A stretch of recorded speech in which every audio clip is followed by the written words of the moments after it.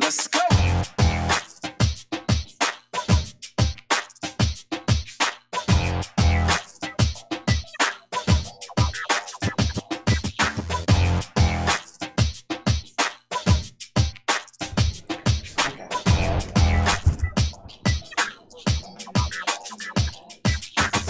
Oh Lord, y'all know what time it is. Let's go. This damn Big 50 is in the studio tearing shit up again. But we got a great show for y'all tonight on Keeping It 100 with Big 50. I think I'm gonna let 50 tell y'all about this topic while I go and repair her mic. Yeah, you gotta repair my mic. She done told the fuck up right before the show. Right. Oh, you know what? Every time they get to me, this is what happens. No, I know what be happening. I keep telling you that mic ain't what you think it is. That's why I gotta get me one. Yeah. I'm gonna have to leave that bullet alone. Yeah, show me how you do it. Look 'em.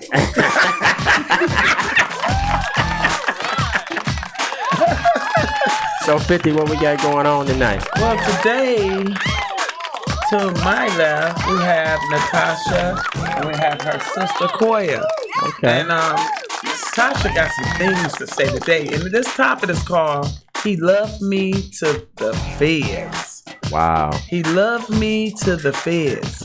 Y'all can't figure that one out, cause he loved me to the feds. You know? So we have a lot to talk about right here. With this topic here. I spoke with Tasha a couple days ago and we kind of briefly went over some things. And I want everybody to tune in for this. So y'all gonna know today. Did y'all see how these fools gonna treat you? That beautiful picture that we had of Natasha on the screen. Oh yeah, beautiful, beautiful. She's a pretty girl. Pretty girl. Beautiful skin, little dainty nose. You know, I always wanted that little goddamn nose. I think I'm gonna get me one now. I'm shit look like a bullhorn right now. Don't get a little nose. I like the little bitty nose. Do you got little ears? Because I got a big nose and little ears. I think they normal. Well, you got little ears too. I got little ears. I got a little head. Me too. My head, without this hair, my head little. Ain't that a bitch? So I got this big ass nose, so something got mixed up. I gotta ask mom and dad what the hell going on. Something got mixed up, but my head is real little too. And Glenn, if you're gonna say something about my goddamn eyelashes, say it now. Yeah, yeah, cause I started asking, did somebody glue a couple cell phones on your eyes? Look, this fool been acting a fool about these women and these lashes. This is like back to the 70s all over again, you know. And you know what I want to tell everybody? Thank you for coming out for the watch party with me, the little premiere that I had. Well, you know. Now get your hands up. Okay, now I'm not touching it anymore. I ain't got my nails on anyway, so I can get my hands to myself. That ain't your boyfriend. Oh, okay. I'm gonna miss him. But no, I thank everybody for coming out. It was last minute, so I apologize to everyone, but BET didn't tell me the last Apologize for what? I mean, because it was last minute. I'm getting a lot of calls. I had a great time, and everybody I know said they had a great time. Yeah, you know. This phone is going to blow up tonight. I see that. Let's take a call, and then we'll get back into it. You on the air with Big 50, Keepin 100. What's going on? What's the deal? Or maybe that was a prank. Huh. Hello? Okay, we'll just. All right. So anyway, y'all start this bullshit now. a lot of times, that day, it was last minute for me. So, I put it on IG and I put it on Facebook. So, maybe in near future, something else will come up and get you guys and, do more promoting with it. So, for the most part, I thank everybody for coming out that did come out and show up and show some support. Showed out and showed what they showed up and showed I'll call out. you back. I'm on the air. They showed up, showed out, and then they hated. Yeah. I'm gonna just put it out there. You don't want to put it out there, but listen, man, we got to get to the place where we start to be happy for one another, you know. And this shit that I've been hearing and seeing is just ridiculous, coming from some bunch of grown folks. Grown people, ain't that crazy though? That's too much. Shit, I'm praying you get some money so I can get in your purse. That's right. I don't know what the fuck wrong with these other people. And you can get in my purse. It'll be okay. That's what I'm gonna be trying to do. You can get in the purse. Okay, you my dog. Is that people gonna be talking about this? Is Glenn and 50 together now? He talking about, every time I see her, that nigga come jumping out her purse. That nigga is in that bag. That nigga is in the purse. Okay. Right. Y'all don't hate because Glenn gave me my start with this, and I appreciate Glenn. And yes, if Glenn has to get in that purse, Glenn gonna be living in that purse, jumping in that purse. They tell you, look up, you gonna see his little hands poking out. He gonna be peeking out the purse. Mm-hmm. I love it. But it's proof that everything is in divine order. And, and the only things that happen are the things that happen. Yeah, for sure. Yeah, for sure. So Natasha, Look, she looked at that mic and she's scared. We geeked up, Natasha. We geeked up. That's all right. But Natasha, I talked with jeez, this is really getting to me myself. We talked to Natasha a couple of days ago and about this. It's a story to me, shit. Because the way he headlined it, he loved me to the feds.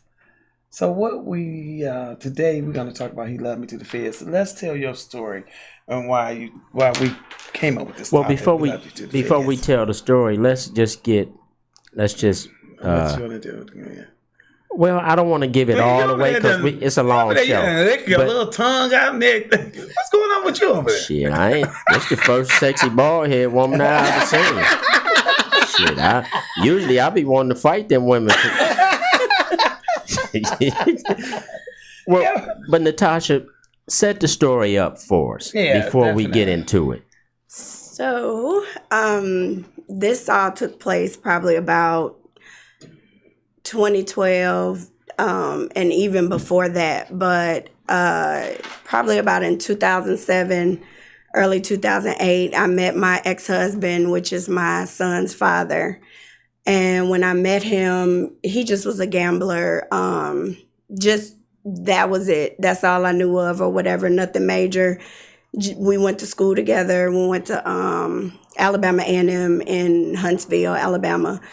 And so over the years, we had our son, and then shortly after we got married. So we were married probably about 3 years. And in the midst of that, like during the time I was pregnant up until the situation, he had started doing taxes.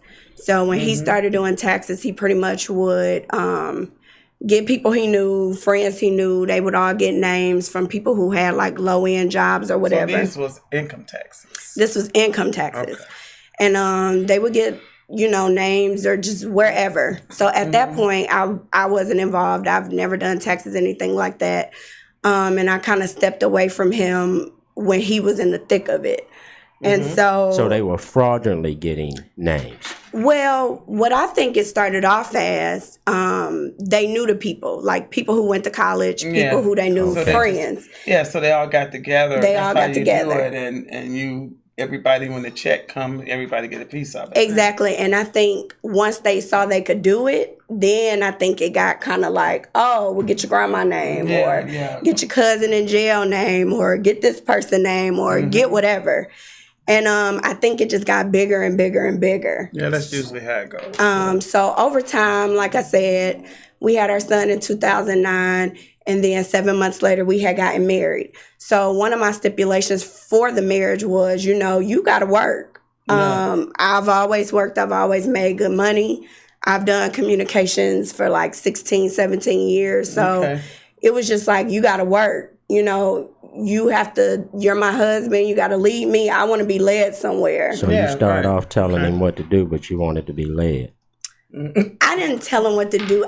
You got to work. I suggested. Every man has to work. Every man has to work, but I suggested a better life, you know. And y'all ain't never heard of pimping? Y'all not... A pimp ain't do me like this. Y'all not familiar with the oldest occupation on the planet? Yeah. We don't care about no pimping. I'm a pimpette. You a who what? I'm a pimpette. Oh, okay then. All right. Carry on, Natasha. So, you know, it was just you had to work or whatever. So him having to work, I mean, I don't care if you worked at McDonald's. Of course, I know you ain't going to work there, but, you know, you just had to work. If you wanted to, you know, take care of me and the family, and we just was going to be a strong unit. Right. I thought we was going to conquer the world or whatever. So he has started a whole bunch of string of like... Seemed like y'all did. We didn't.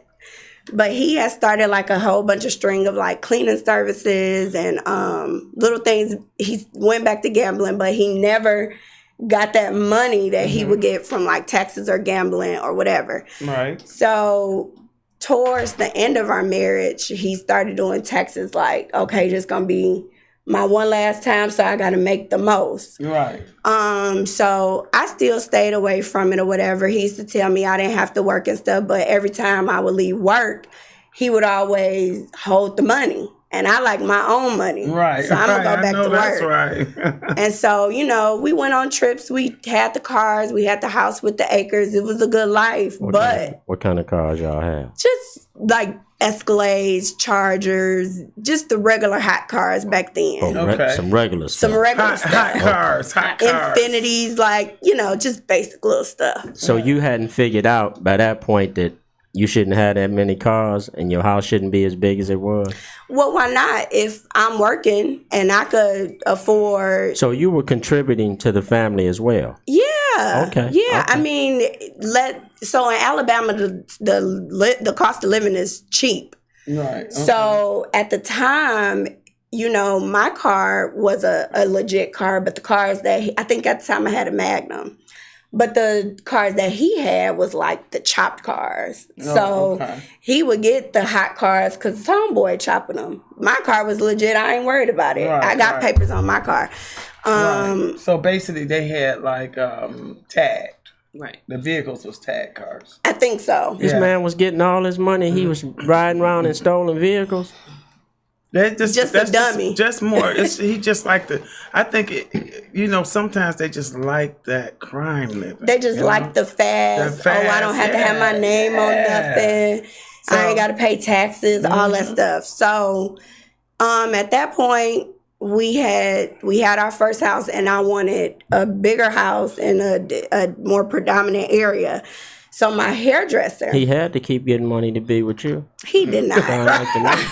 Sound like if he didn't keep getting abundance of money, he wasn't gonna have you. No, I'm willing to work together, but I got to set it up right. If I bring stuff, you got to bring stuff. So sound like he was bringing all the damn stuff. Glenn, leave him alone. So at the time, my hairdresser was selling her house. So I'm like, I want this house. Right. And he like, okay. So he gave me $20,000. We went and gave her as a down payment, and we was going to pay off the rest.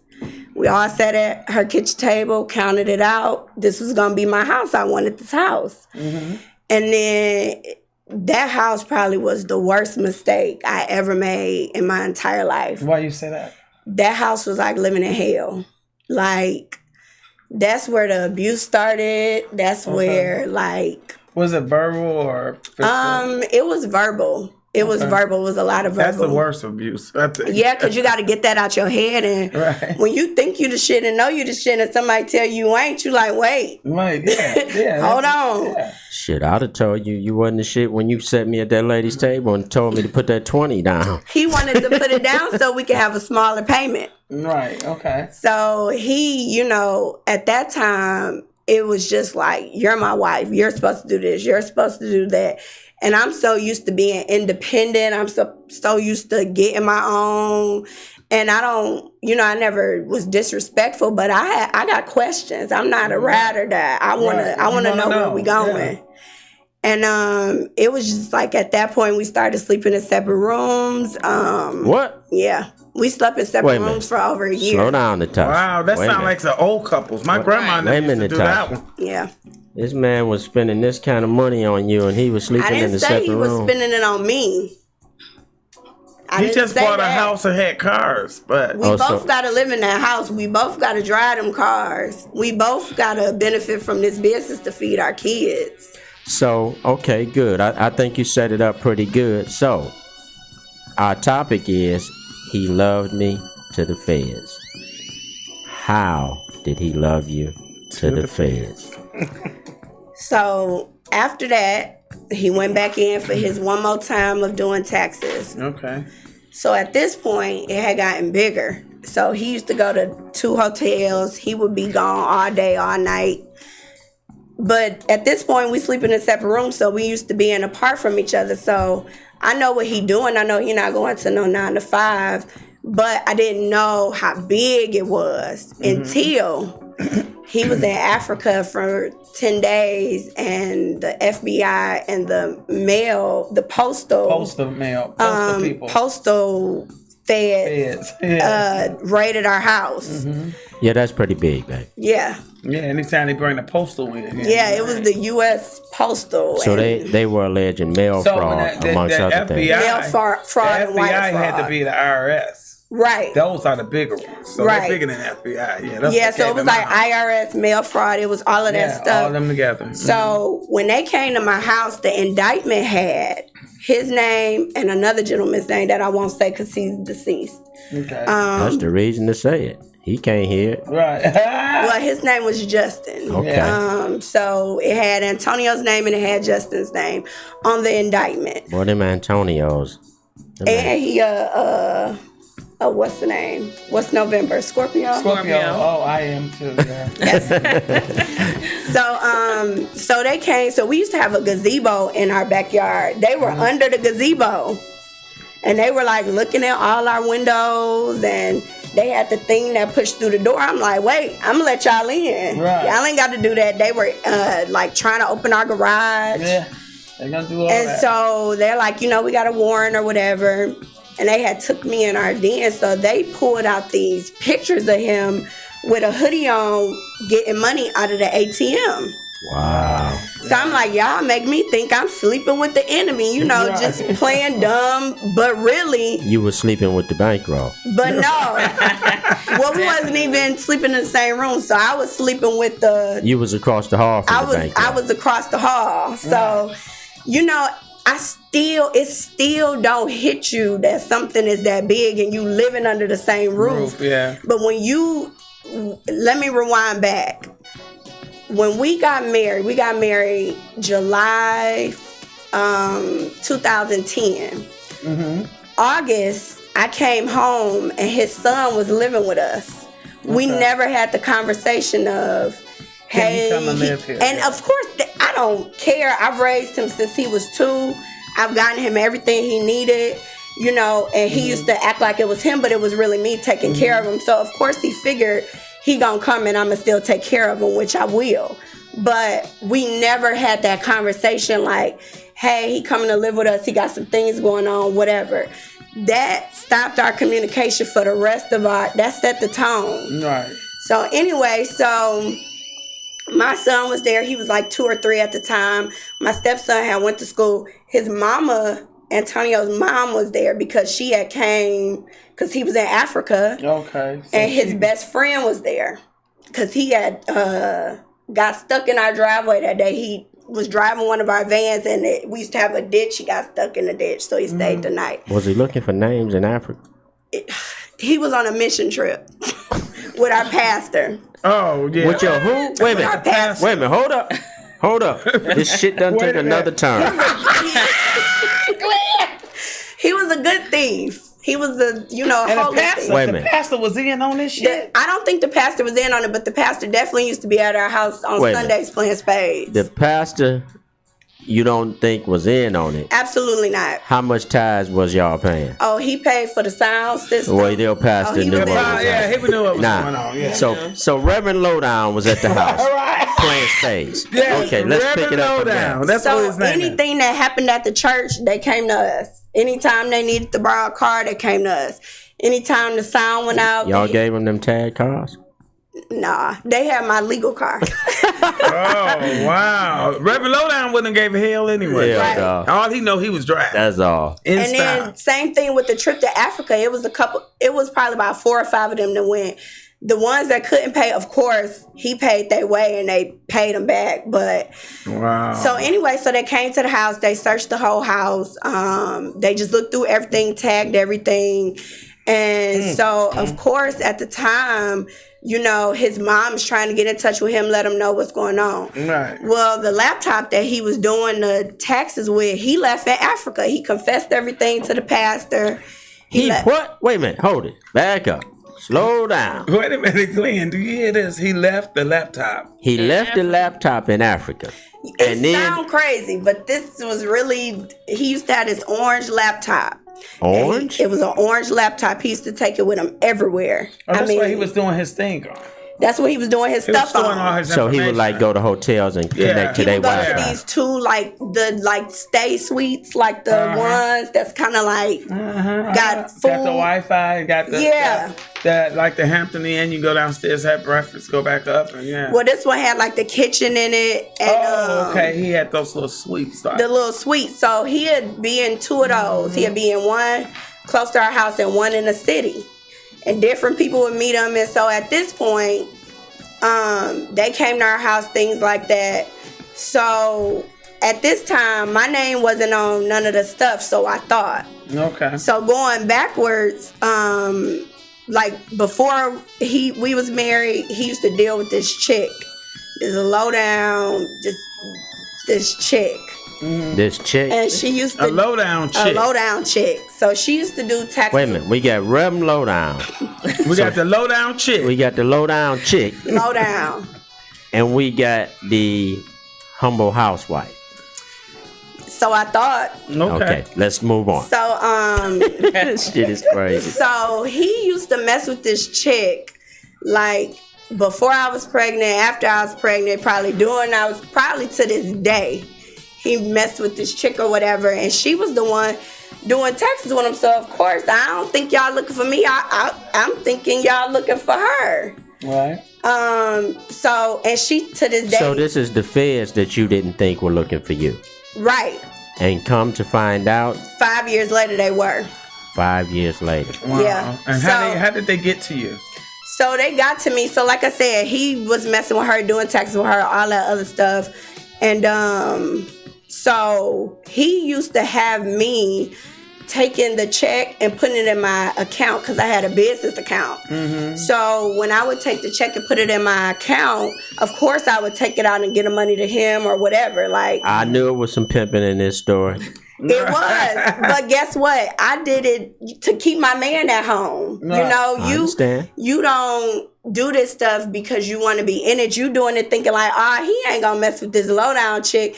I'm gonna take what she doing and I'm gonna do it, Right. and then he gonna come home. Baby, we all love Sister Lowdown. Right. And I did, and I wish I would have let her keep doing it and doing more and doing whatever else she was doing. Cause So basically, he will send you the checks in your account, and then once they go through after 3 days, then you hand them the money. Exactly. Okay. So how many times you think you might have did that? Well, from what they saw, it was like over 129,000 in my account. How much? But like I said, that's what they saw. 129. My lawyer said this nigga had got like millions. Not off of my account, but just off of the whole scam thing. But out of my account. It's so easy to get millions from it. So wait a minute. You ran, or he ran, or y'all ran over 100,000 through the account. Through my account. Right. I don't know if it was more. You know what I mean? Because when you get a $10,000 check and you doing 5, you don't keep it. You not, he owe me 20,000 because you got a car, you got a house. So did you take any of those checks to the Chanel boutique? No, I took my own money. because I work. Now, how does the government discern your own money from the money that was going through the account? Exactly. So all of that happened, right? Mm-hmm. So nothing ever came of it. A year later, 2013, we got divorced. Nothing ever came of it. When you got divorced, you moved back here? I moved to Georgia for 3 years. Okay. So at that point, he wasn't paying child support. I had got an apartment that he wasn't helping me pay for. I had got a car that he wasn't helping with. So at that point, I ain't even think about it. But during the time of our marriage, I used to ask him to send me to China to sell hair. And he used to always be like, okay, I'm gonna send you. Just here goes some money. This is what you would have made. I send you. He never sent me. Mm-hmm. So as soon as we got divorced, he opened a weave shop and started selling hair himself. Is that why you cut your hair off? No, that's not why I cut my hair off. So he opened a weave shop. He got like 5 now. So everything I taught him, he used me and just did it on his own or did it with the next chick or whatever. Now this dude is primarily a square dude. Y'all went to college together. Yes, he was like a lame. He used to have golds in his mouth. He used to have dreads. So he was like a project. I was like, I could fix this nigga. Right. He Alabama now. Yeah, he was Florida. So I'm like, I could fix him. We could get money. You could fix him, huh? We could have fix him up. We could have had a real estate company together. You could have fixed that Scorpio, huh? Interior decorate. I was thinking more so like, we gonna do something together with. It's hard to fix my smarts and his hustle. I won't mess with that. We got it. Mm-hmm. I'm a Scorpio woman. He took that and used it against me. And so after all that time, he didn't help. He didn't pay child support. He didn't do nothing. We moved to, me and my son moved to Georgia for 3 years. So in 2016, my grandfather and my mom got really, really sick. So that's what made me move back to Michigan to be their primary caregiver for my grandfather and my mother. So still not thinking about it. So 2018, he called my son iPad, like, let me speak to your mom. But he called from a different number. So I'm like this, we don't talk. Like, what this nigga want? Right. Like, I don't ask him I'm that person that if I leave you alone, I leave you alone. Like, we good. I wish you well, but I leave you alone. So I'm like, what do he want? Like, he must want something. Right. Like with his phone, or he must want my son to come for the holidays, something. And he was like, hey, you remember that tax stuff?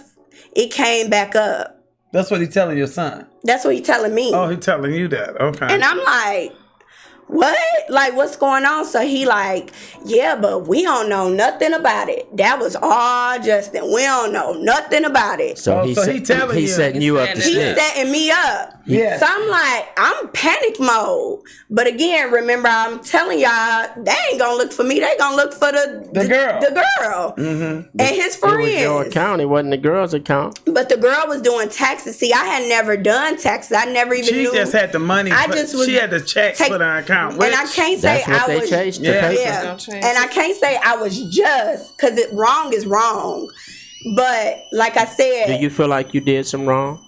Absolutely. What part did you do that was wrong? The part that I feel that I did wrong was just trying to be something that I wasn't.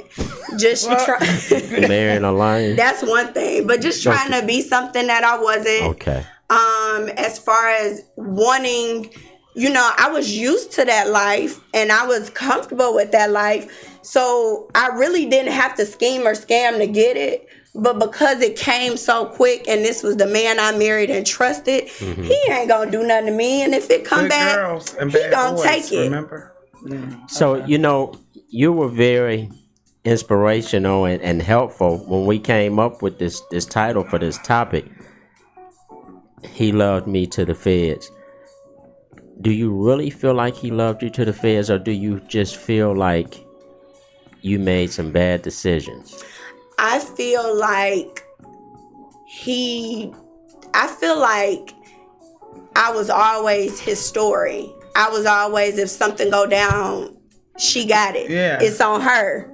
And because we were married, it's going to fall on her. Not only that, so he put the the internet stuff and all that stuff in her name. Yeah, like the house, everything was in my in her name. Like he already was setting it like all it up. always was like he was like a ghost, and I was like he put her out there. That person that they would have always looked at. Like even I remember a couple of years ago, I had found out he had a car in my name that I never even knew about until he needed to get it out of impoundment. Sound like he had a car in everybody's name. Yeah.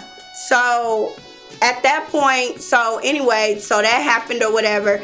So I didn't think nothing about it. He told me that they picked him up and they thought we were still married, and he was like, "Nah, she live in Michigan." Mm-hmm. So you a real snitch, ain't you? Right. So I'm like, they thought we was married. We ain't been married in over 6 years. So they like, yeah, this case is over. He like, my lawyer said, don't worry about it. I'm like, don't worry about it. Why would I have to worry about it? So February 15th, 2018, it was 6 cars kept going back and forth from my house. Mm-hmm. I'm taking my son some clothes to my mom's house because he stayed the night for Valentine's Day. Mm-hmm. And they picked me up. I guess Marshall, whoever it was, they took me to the Marshals pick you up from here? They picked me up from my house. Okay. And they took me to downtown to the Federal Building. Mm-hmm. And I'm like, what's going on there? Like, this case is sealed. This is in Northern Alabama. This is serious. Like, girl, like, what did you do? Like, this is sealed. We don't even know why we picking you up. Wow. And so when I got there, I never forget the probation officer or like the court appointed who get you right out. Pre-trial service. Yeah, they was like, whatever you do not call your ex-husband. And they was like, we gonna tell you this because you ain't never been in no trouble. You never know what somebody say about you. And I'm that just kind of let you know that he put it all on you. Right. And I'm like, what? And they like, you never know what anybody say about you. So at this point, he didn't... Dirty motherfucker. He didn't call, my best friend, my mom, my dad. He trying to pay them. You trying to pay your daddy? Yeah. Pay him how much? He was saying, my dad is the type of man, he's so stand up, it ain't even considered. Right. So he ain't even gonna look at the amount. Like, ask what it is. Yeah, he don't even want to know what it is because why you even feel comfortable to come at him like this? But what was he trying to pay for? Exactly. That's what we was wondering, like, maybe what is he trying to pay for? So when I got the indictment... For her to be quiet. He had already told on her. Right, but I didn't know. We didn't know all of that. Okay. So the indictment was like mail, wire fraud, aggravated identity theft, and aggravated identity theft because that means you like slapped somebody and took their name. No, I had opened up a PO box. I can't stand him. And the PO box was meant to send the cards and the checks and stuff to. But when I had opened them the day before the Postal Service came, and I closed them the day after. So that's a felony. That's aggravated because you obstructing justice. Yeah. I didn't know that. I'm just scared. Like, ain't nothing in them. Let me go close them. No. So anyway, at that point, I had to get to Alabama to come for my court date and stuff. So he was meeting up with me at like different locations. He would write stuff down. He wouldn't talk. And he like, we don't know nothing about this. We're going to say it's all Justin. Like making this. Sure you weren't trying to making sure that I wasn't going to say nothing against him and things like that. So he keep telling you we going to put it on Justin. Right. But mind you, in the midst of this, like let's say I got picked up February 15th. Let's say he got picked up January. February 10th or something, Justin dead. Justin came up dead. What? Wait a minute. Justin is dead. Wait a minute. Justin. Hold up. Wait a minute. It's funny we ain't laughing at Justin being dead. No. But how in the hell did Justin come up dead? Right. And Justin got this case again. And here's the thing. My lawyer and his lawyer was cool. His story was me and Justin were dating and cheating, and we used to do taxes at the house together. Wait a minute, Natasha. I never met Justin. He put it on Justin and her. This story done took another turn, y'all. Hold up. For the fourth turn. Wait a minute. So Justin, the government made it look like... No. No. The government didn't do that. No, He did. Remember He did it. when they first came to our house in 2012, him and Justin were on the indictment. That's it. Okay. In 2018, when they picked him up, they picked me up right after. And you know how your paperwork say co-conspirator A and co-conspirator B? Mm-hmm. My co-conspirator A was Antonio and co-conspirator B was Justin. But his was dismissed because he was deceased. So you were at that point in terms of the indictment. You were the target of the investigation. No, I was we were all co-conspirators. Well, since Justin came up dead, they said, Yeah, fuck but, it, we're going to but pick there her still on has up. to be a target. It still has to be a target. So my thing is, I'm still straight. He got 5 weave shops. You spent a lot of money, girl. Yeah. You spent a lot of money from 2012 to 2018. But I didn't. I didn't have none of that money. From my divorce, I walked away with absolutely nothing. What? I didn't have my ring. I had a 3.5 carat, almost 4 carat ring. I walked away with nothing. I didn't have. Well, you nothing. let him have a ring? Yeah. What'd you do that for? Dumb. Dang. Dummy. That Super dumb. motherfucker wouldn't have got that ring. Took everything. That's not it. The last girlfriend, he tried to propose to her with my ring. Let me give you just look. I like you just fine. You're a beautiful woman. Oh my god! But let me just punch you in your face one time. I punched myself in the face. Why? So, Hey, boy.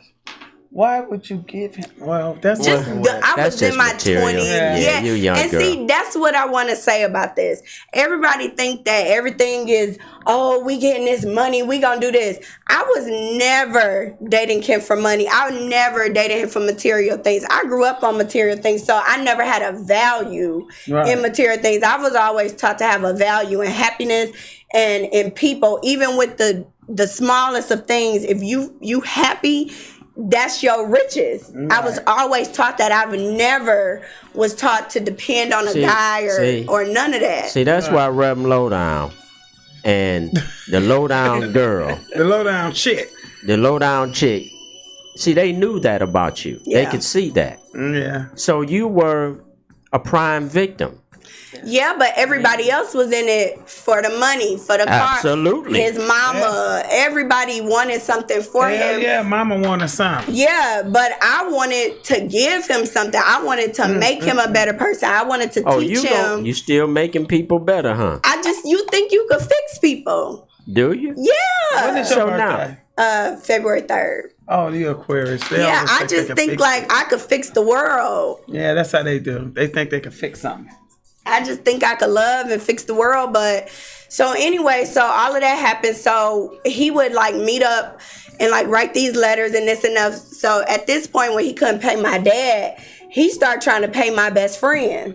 Like, and she still wasn't with it. She don't want to know the price either, but he'll be, I'm going to give her this much over this amount of years, and she'll get a weave shop in Detroit and in Atlanta. You know what? See, me. What's his thing with weave? Because he just, that money, he want that money He off just, that weave. yeah, like, he in Alabama. When he had the weave shop, it was a hair. He was selling hair. Yeah, it's like hair. Yeah, like just hair or whatever, but... I guess my thing is like, he thought, you know, he knew he couldn't come at me with no money. He knew he couldn't come at my dad with no money. So he like, let me go and try my best friend. He probably could have came with me and I would have took the money and been like, okay, let me get, okay, I already talked to her. We got that understood. Now give me the rest of it. I would have took his motherfucking money. And right.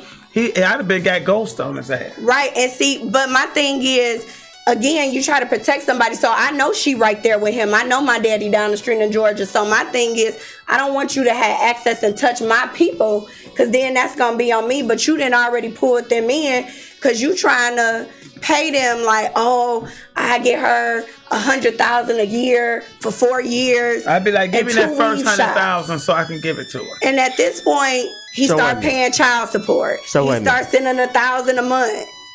The man was trying to put you in a situation where he give you $100,000 a year plus a business. So she wouldn't plus 2 businesses. So you wouldn't tell. So I go to jail for however long, because up until this day, he thought he wasn't going. He used to tell everybody like, "Oh yeah, Tasha going. Yeah, she was. I don't know. Ain't that something? Yeah, she was doing taxes. I don't know what happened. I used to be on mission trips." So just so the listeners and there's quite a few. who are, and some people who just came in early. So just to summarize, he loved me to the feds. So he was trying to shift all of the weight onto you. Right. He was trying to say that you were the tax fraud. He was trying to say that I did this before I met him, and that, you know, I used to try to get him into it, and, you know, I've always had business and been this and been that. No, baby, I got a degree and I go to work. And the feds believed that you were the mastermind? They had to because, you know, he is a mass manipulator. Yeah, and he had these computers, and he had the Wi-Fi and all the computers and stuff in her name. So he did a lot of things in her name. Exactly. So, but that's the thing. He stole your identity as well. Yeah, when I saw the paperwork, it was stacks of the stuff from the hotels, but my radar would show I'm at work. You know what I mean? And like I said, I never knew he was doing anything at the feds house. Probably felt like you had Wi-Fi at work. But I never knew he was doing anything at the house because they said he would do it between the hours of like 1 and 4. So I'm asleep, like at night, or he doing it when I'm not there or whatever. And mind you, I'm thinking you got this cleaning service that you're going to. You going to the hotel to do those taxes. Yeah, and at this point, right checking in under your name. I don't. Yeah, because they had like his records and things like that. But who was he checking in under? Probably the girl. Probably the chick. Okay. She the dummy, or I wish she would have been the bigger dummy. But you know, and I'm not throwing nothing against her, but it's just the point. Sound like she's not too dumb, sweetie. Exactly. Sound like I am. Well, I'm not going to go that far. I'm going to say that, but you know, that was your husband. She didn't get indicted, right? I have no idea.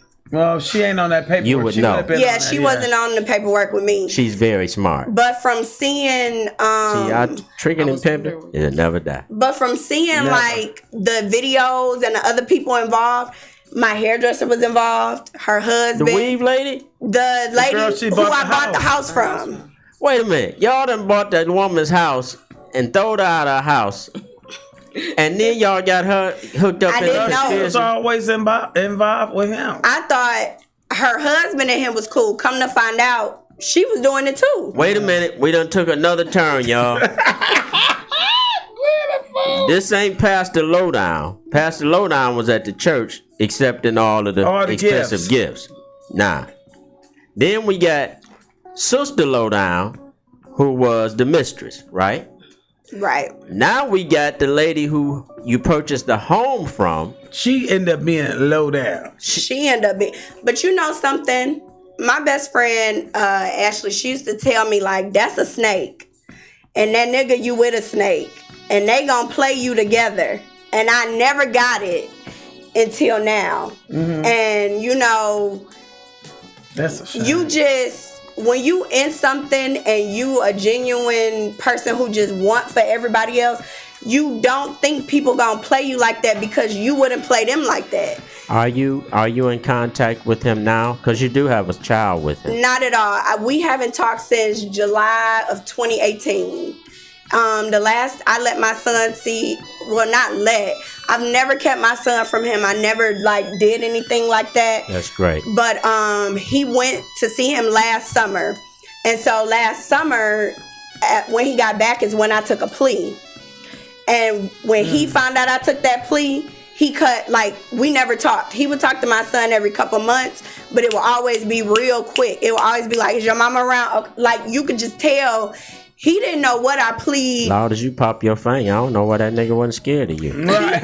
Sound like a switchblade opening. He didn't know what I pled, but of course, he automatically thought it was against him. So the whole time leading up until September 24th, a couple weeks ago, he was going to trial because he kept saying he was going to trial. He kept saying he didn't do nothing. He kept saying it was me. So the day a couple months before we was going ready for sentencing, he took a plea too. So I get to court. He wrote a 20-page letter saying how I did it, who I did it with. Just a land dog. Money, all this stuff. And when I went to the bathroom, guess who was sitting in the hallway? Reverend Lowdown. Oh, the Reverend was there. I know he was there. No. He was there to be a character witness.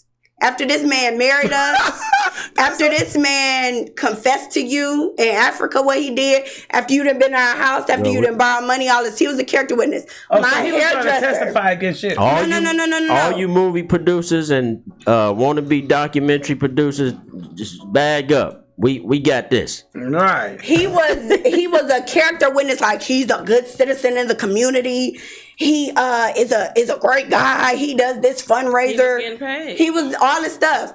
My hairdresser, Tamika, was in the lobby of the court, had her face.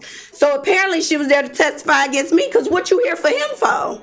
Oh, she was trying to testify too. You know, she was scared. She was when he generating the paper. And then he got access to her because they all in Alabama.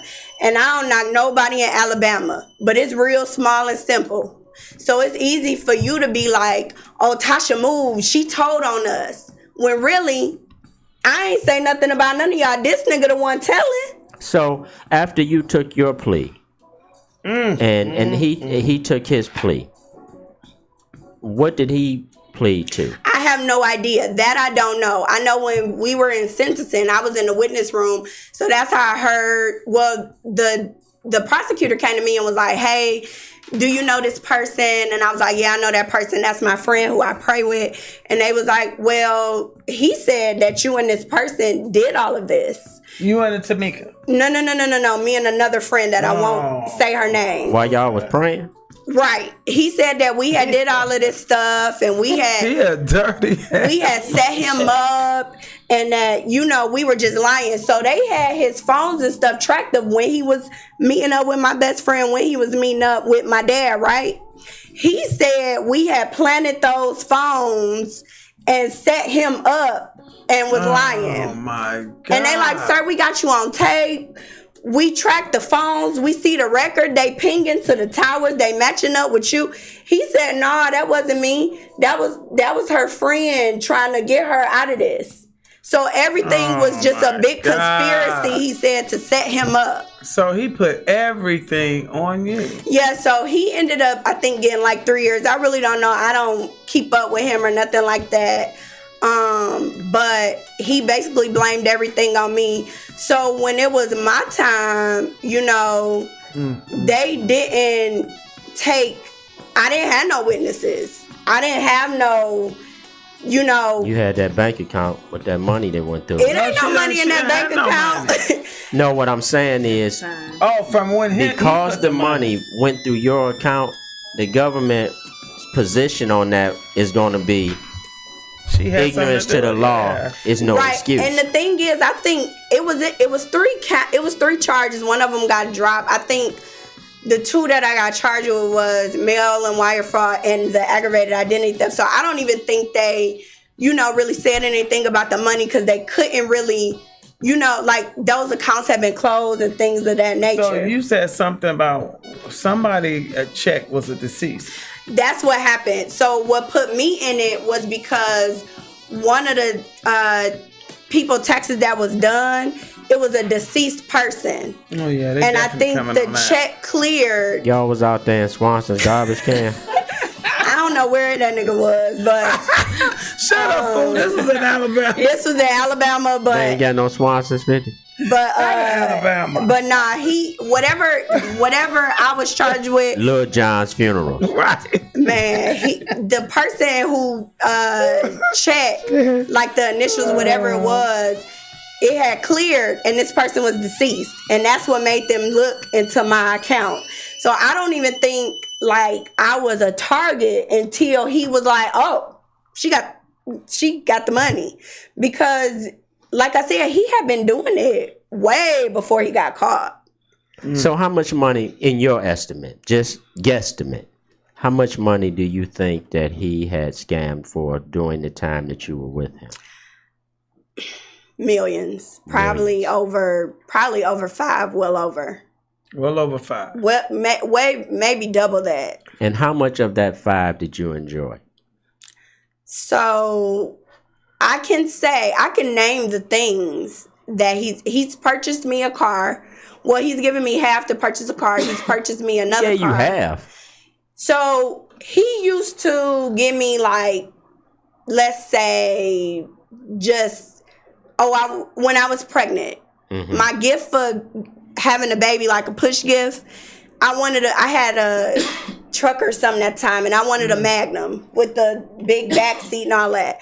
So I had probably like $6,000 in my account. I'm a working girl. I had $6,000. Right. So he was like, I give you 10 and you find you a car. So he gave me the 10. I probably paid 3, went and bought a brand new car with no miles off of the lot. So I get my car. He got an attitude. I'm looking for him because I left my charger. This nigga was out cheating that same day. Right. So I know his spots. Maybe he felt like he just paid you to go cheat. Well, I knew his spot, so I went to Red Lobster. He ain't there, so I go. Red Lobster. He's simple, so I go to PF Chang. Yeah, he country. I go to PF Chang. What do I see? A big red Tundra. He had a 2004 Tundra at the time or something, whatever it was. I walk in. He at the bar. He ran out and left the girl and was like, "Am I on Cheaters?" He called my mom. Yes, right. And I'm pregnant. I'm in this brand new car. And I'm like people be thinking it's so good. And it's like, you don't know the price you got to pay. Yeah.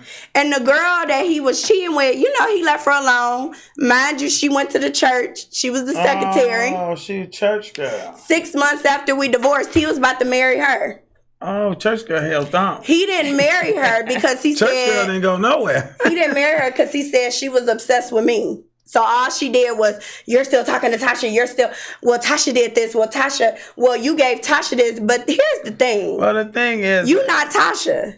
And not only that, women got to stop thinking because he gave this person. You not going to get it. No, it don't happen that way. And he didn't marry her because he said she was so, and baby girl, I wasn't even talking to him. You need to be worried about the girl he was cheating on when he was cheating with me, with the original girl. Because he still talks to her to this day. So, but you, through all of that, you still felt you could fix him. Through all of that, I still felt like he wasn't my issue. I still felt like he's a narcissist person. I got out of it. I healed my mind from the verbal abuse because it was bad. It was super dark. And, I had to come to a place of realization like, that ain't me and he not going to make that me. And so even after all of that, even after... I'm just blown away. What man puts his wife or baby mother in prison? Yeah. Away from their child. Away from their child. I don't get it. What's his name? Antonio. Antonio what? Mitchell. Antonio Mitchell, you is a bitch. You sat there and put your baby mama away, took her from her child, with your punk ass should have went and did that time and let her stay home with her kid. You need a motherfucking broomstick in your ass. Rem Lowdown was going to help you anyway. Dirty motherfucker Lowdown was going to help you do shit. And Pastor, you ought to be ashamed of yourself with your dumb ass. I'm sick of this people. It's crazy. You can't talk to the pastor. Fuck that pastor. He probably was getting fucked in his ass with no Vaseline. Lord. Oh, here you go. Yeah, dumbass pastor. And the crazy thing is, I told the prosecutor, like, hey, he confessed to the pastor. In Alabama, y'all stay away from that motherfucker, Antonio Mitchell, because all he doing is using y'all bitches in there. Y'all country assholes. Boy, you shouldn't have never told his name. Oh, Lord. She gonna be all on Instagram tonight. Y'all country assholes better start and stand up and leave these goddamn fools alone. He a fool. He a manipulator. A mass manipulator. I wish I had met his ass. I'd have ran his ass through the ground. So, Natasha. Now, where is Justin? Justin dead as hell. Now, what they say about Justin? They saying his time is revoked. No, Justin is dead. Yeah, that's why his time. Well, is because revoked. This motherfucker, guess what? Now, when the murder come up, what he gonna say? You killed Justin? Absolutely not. Because here's the thing: when Justin got murdered, I was detained, so ain't no way I could do it. But Justin was your man anyway. I had never even met Justin. No, but the feds thought that was her man. He told that. Well, that was his first story. But when he realized you can't speak on a deceased person in court, Then he changed the story to me and my homegirl did it. But his first story was me and I can't believe they didn't see stuff. between the lines. Everybody must have been getting paid. I blame, and your dumbass lawyer. I blame everything on a dead nigga. But guess what? The lawyer and was that's so what, against and her. that's what he was trying to do. When Justin had passed, I found out Justin passed from him. He called me like, "Oh, Justin taken care of." I'm thinking the nigga. Justin taken care of. I'm He thinking. done killed Justin. I'm thinking he's saying. Stupid 50, shut up. I'm thinking he meaning he paid him off or something. I ain't think the next day I was gonna Justin find dead out. as hell. How did Justin go to his demise? So, two people who work with Antonio, a girl and a guy, Some more forgers? some more whoever. I never met them. They went on a date with Justin and his girlfriend. This is the story. And the girl called it in that he had gotten shot or whatever and that she didn't see the person. But these his friends.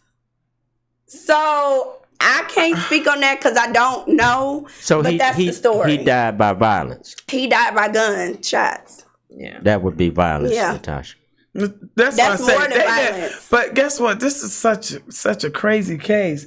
Knowing your lawyer couldn't see that you were so green Right. and that you really didn't have any. But the lawyer, if I remember in our initial interview, the lawyer had been retained by the husband. Yeah, he paid my lawyer because the lawyer. $18,000. Okay, but the lawyer was friends. With the other lawyer. With Antonio lawyer. So really, both of the lawyers belong to Antonio. So Might he was paid to put your ass away. That's all. He loved me to the feds, y'all. Call in. on, Shit, Mr. Steve. Wow. The phone lines are now open, 248-429-7224. You can call and ask Natasha anything that you want about Mr. Antonio Mitchell and Reverend Lowdown and Sister Lowdown. Do Pastor still got his church? So here's the thing. When I was attending the church, he had a little church. We got married at the church. Just me and him, Oh, remember? How much y'all pay for that? We ain't, I don't know, apparently. But because we didn't have a wedding. I never wanted a wedding. I never wanted to be married. I never was that girl. Y'all probably bought him a new bus. Right. Church fan. I ain't no telling, but I never wanted to be that girl. So apparently, one of my best friend at the time, she had told me like he had been planning to marry you at graduation, this and that. So he wanted me. He saw it coming. 248-429-7224. The lines are open. My girl Donna Love. What Donna Thank you, say? baby. She says, Glenn, I'm working on your turtles right now, and I'm shipping them tomorrow. All right, baby. Shit. Ship them. Is you working on my shit too? Because I'll put mines with his. Listen, you should make a new candy called Antonio's. and we'll get rich. You ain't lying, because this nigga's But this is the thing, like, I don't want to make nothing all about him. I just want women to know, I can't say that I ever loved him. I can say... Wait, hold it. That's another turn. We done took another ditch, y'all. He was my friend. Wait a minute. He was my friend. No, we finna bag up Natasha. Natasha, You say you never love... Well, we don't misconstrue it. Were you never in love with him, or did you never ever love him? I don't think I ever loved him. Okay, I think I was in love, or You was in lust. You was in lust. and I feel like when I was Y'all hear raised that, on fellas? love, It still worked. when I was raised on love wasn't like that. I was raised with my dad 100%. Well, see, I'm kind of like the same way with my oldest daughter, but you guys have to understand that you're never going to find in a man what you see in your father. It's just not going to. But a lot But of you times know women something look else? for father figures, and they want someone like their father. Well, you know something? I wasn't looking for my dad. I think I was looking for for someone I can be that bigger person with that I saw my dad be with my stepmom. You needed somebody to fix. Yeah, I think I was looking for, we're young, we can do whatever we want, we can build a business. Y'all pretty much did. Y'all took everybody's goddamn money. Don't say her. That was his punk ass. They were married. And that's the thing. She didn't even know she was getting this money. But they were married. But here's the thing. When people date, they be so quick to, get mad about, they be so mad to say, oh, I'm dating him and he gave me this. Everything in dating is a form of prostitution. I'm sorry. You going on dates. Say it then. Say it. You going on dates. I keep trying to tell these people. Y'all spending money. He buying you stuff. He want to sleep with you. Right. He took you on them dates and he paid for what he paid for. And you slept with him. Yeah. So sure. I don't understand how women are so quick to be, oh, I wouldn't do that. Oh, she doing that for money. No, it's not about money. And then the truth of the matter is that once you get inside of a situation, it takes on a whole nother dynamic. Because sure. You had a child with this dude. Right. And the thing is, our child was planned. You planned the child? We did. I was pregnant. See, y'all was doing too much white folk shit. I was pregnant, like I said, I had never had that fairy tale. I didn't want kids. I didn't want to be married. I didn't have my book that I'm going to open up and on page 9 and, this age, I want this. No. I went to school. I had never been to Alabama to go to school. It was at HBCU. I saw them outside picking cotton. I was like, who? What? Like at my school, it was on a cotton field. What? Yeah, I never saw that coming from Detroit. So I'm like, oh. So you saw Mr. and Seeley them picking cotton. It was like the worker. They still gotta pick cotton to sell it to us for Q-tips and everything else, right? So it's people out there. Folks out there picking cotton. It's everybody out there. But it's like vegetables, all that stuff. You should have ran when you saw them niggas picking cotton. Right, but in my mind, I'm like, oh, this is something simple. You know what I mean? Wait a minute. God gave you a sign, Natasha. To leave. Natasha, listen. Look to your left. It's some niggas picking cotton. You should have said, okay, Facebook. I'm going back to Detroit. Instagram for me. Yeah, so in my eyes, I had dated the biggest dope boys in Alabama. I had even dated a dude that was, call himself, come to find out, a pimp, but they didn't do that. They didn't put me in no position to do nothing. I mean, but good girl, young women go through things, and especially when they leave home and they've been parented, pretty well, and then they leave home and get with a guy, and the guy is either cunning enough or smart enough to see where she's weak at, right? Then he takes advantage of those things, right? And I'm not, I do definitely feel like I was taken advantage of, and it's like, you so smart, you dumb. But we titled this show wrong, sweetheart, because you say you never even loved this dude. I loved him in a way. He loved her to the feds. Me there. So if we plant this child, she didn't love him. He loved me to the feds. Why would you want to have a child with a man that you didn't love? Because good question. I saw more for my child. But when you bring a child in this world, you're pretty much going to be connected to the other person. Right. And at the time when all that stuff wasn't going on, I didn't mind being connected to him. I don't feel like anybody is just, you know your outcome, or you just head over heels. A lot of stuff is lust or whatever. But if you know that you with this man and y'all could build, a family and a brand and a business, and that y'all could provide for your kids, I knew he could be a provider. I knew that he without could. Love? You were willing to accept that without love? Absolutely. I don't feel like... Well, Natasha, I'm just going to tell you, sweetie. That's why it turned out bad. Exactly. Because you can't build things on a weak foundation. I felt like I treated my marriage like a business. And I felt like in a business, I'm going to give 100%. I feel like in a business, if you go to McDonald's and they don't have the left side of the menu, you're not going to eat there. You're going to go somewhere else. So I feel like I was 100% and he was 100%, and we could come together and be 150%. Well, he was 100%. He was 100% what he was. Right. So, you know. I am just baffled. Coy, what do you have to say about all this? I mean, it was a lot. It's a lot. Just glad that she's out of the situation. Did you like him at all? She didn't know I him. didn't know him. You didn't know him. I used to date her brother. Oh, shit. He is you know No. what? I'm going to throw y'all's I dated ass out her the brother studio. from 7th grade to college. And then you went and got with the client. And me and her, Right. we never left each other's side. Her brother used to cuss me out like, "You better not date him. Don't date him." And and her brother was such a he'll still give me the world to this day. And we're friends. He'll still give you the world to this day? He would. He would. Oh, He would. shit. Oh my He God. wants to control everything. But I wouldn't be with him because he was a stand-up guy. I didn't see the potential that I saw in Antonio and him.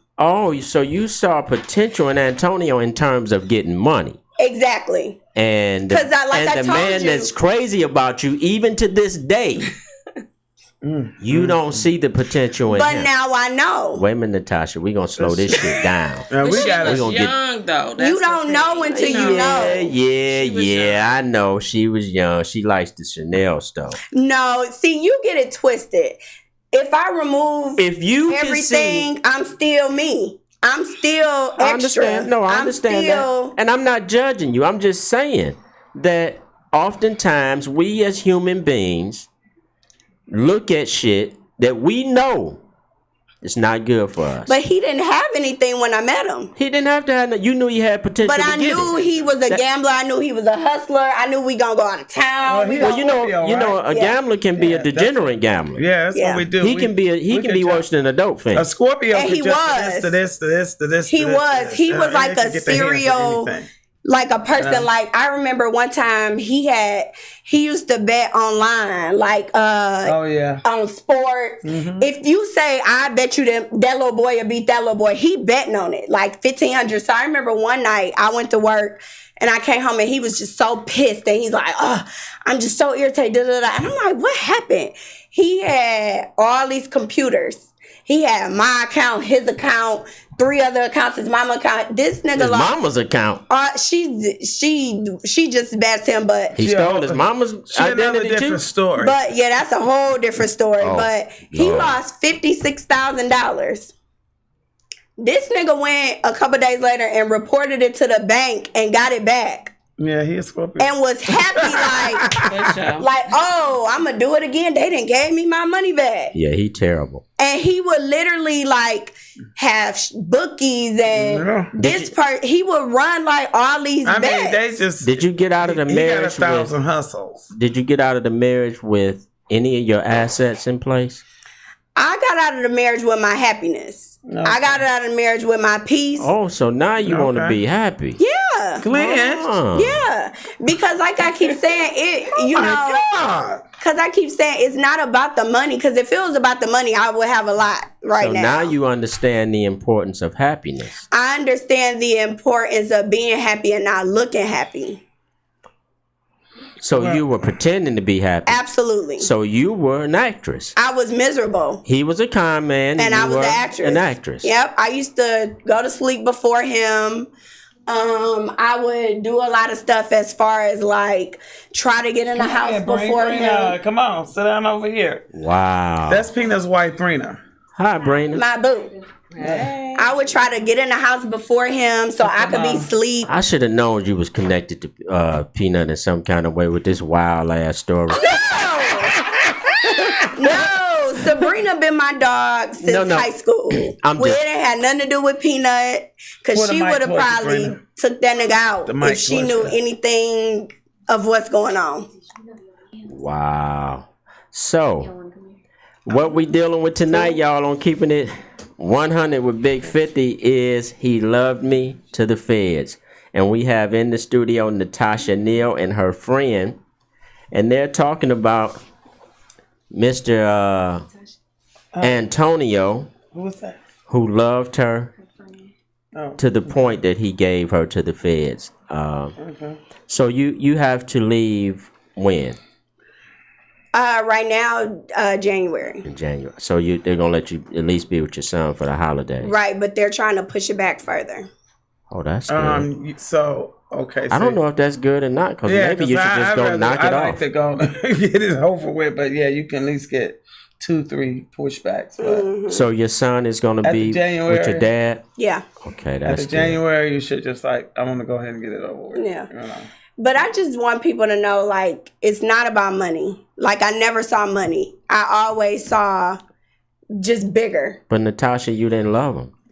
I didn't. I don't think. So if you didn't love him and it wasn't about money, what were you doing, sweetheart? I think at the time, I thought it was love, but it was absolutely infatuation of fixing somebody. Mm-hmm. And, you know, I see this person who come from nothing, but he got this hustle in him. So, you know, you could flip that around. Well, are you still in the fixie business? Hell no. Because I'm broke. Look, Man, shut the fuck up. I feel like, and you know, I'm super protective over my space, over my energy. I've lost a lot of things, you know, from God removing it and not me, because I can tell you whatever I touch, male, female, whatever, it turns to gold. Touch my hand, girl. And I do feel like, you know, I bring a lot, and I feel like I support a lot, and I feel like I could talk somebody off of a ledge, but I ain't had nobody doing that for me. You. Yeah. Sabrina, what do you think about this whole story, this whole takedown? Because she initially called me about this, okay? And she was very concerned about you, you know? Do Buddy know she out the house? Put that mic, pull it to you. I don't. Wait a minute. You supposed to be here, girl? My friend could be out. So I think it's fucked up. Ooh. Yeah. I think it's fucked up. And I also think that she was a little in denial about what he would do to her in the beginning. Uh-huh. I think that this would have been way different if she would have just hopped off like, okay, let me have my own back.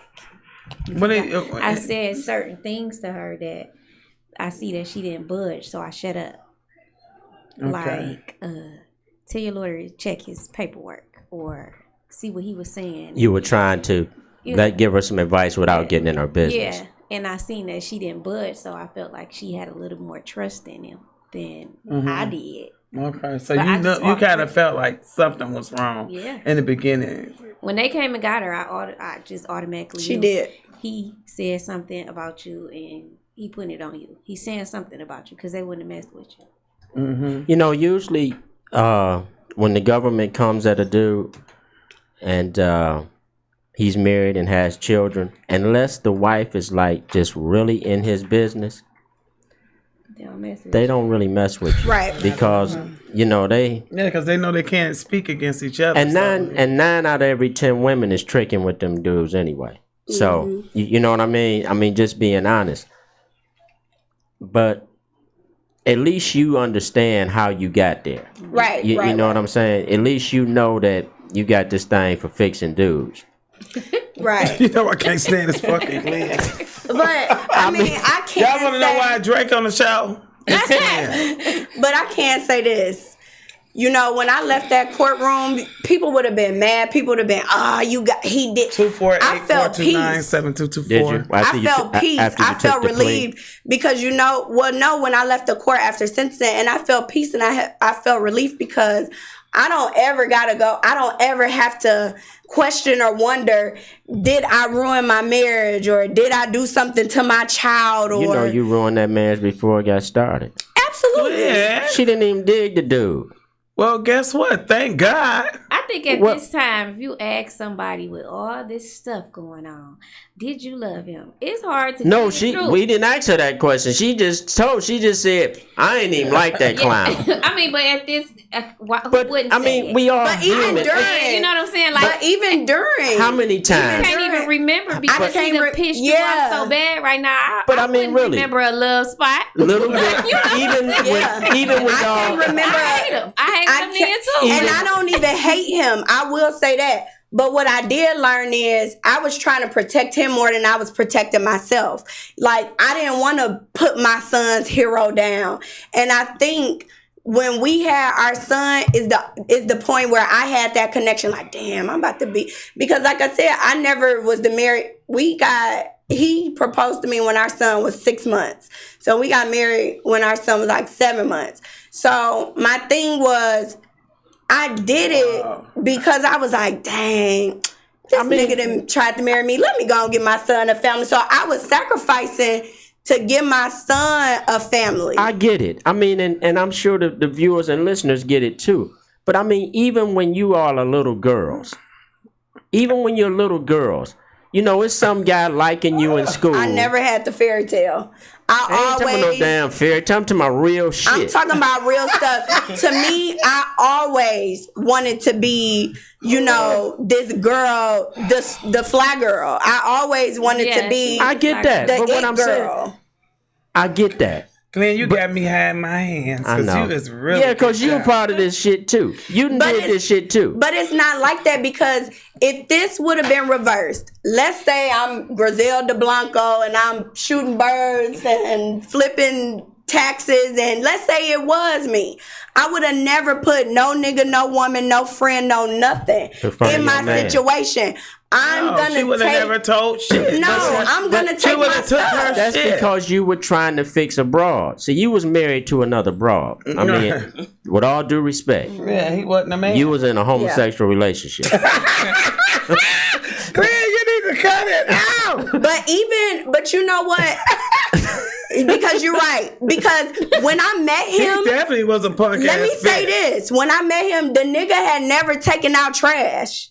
What? He used to I made him come up to me. Hold it, audience. We just took another turn. No. The nigga didn't know how to take out the garbage. No. Who is his daddy? He had came to my house, and I remember I had cooked. This when I first started cooking. Do he have his father in his life? His daddy got like 10 wives, 10 girlfriends, 20 kids. Oh, his daddy mama, a bad nigga. Yeah, his mama used to prostitute, all of that. But the crazy thing is, his mama was a bottom hoe. His mama went to jail too. His mama was a bottom hoe. No, yeah. But she was the bottom hoe. She was the main hoe. Is his daddy your buddy's granddaddy? But listen to this too. When Glenn will say anything, y'all excuse him, and he don't even drink. It's something in that goddamn hookah you smoking. I mean, I just, Natasha, you got a lot of courage for even doing this. You really do, and to deliver the message to other women not to get caught up with these losers. Yeah, but we can't help who we like. We can't help who we love.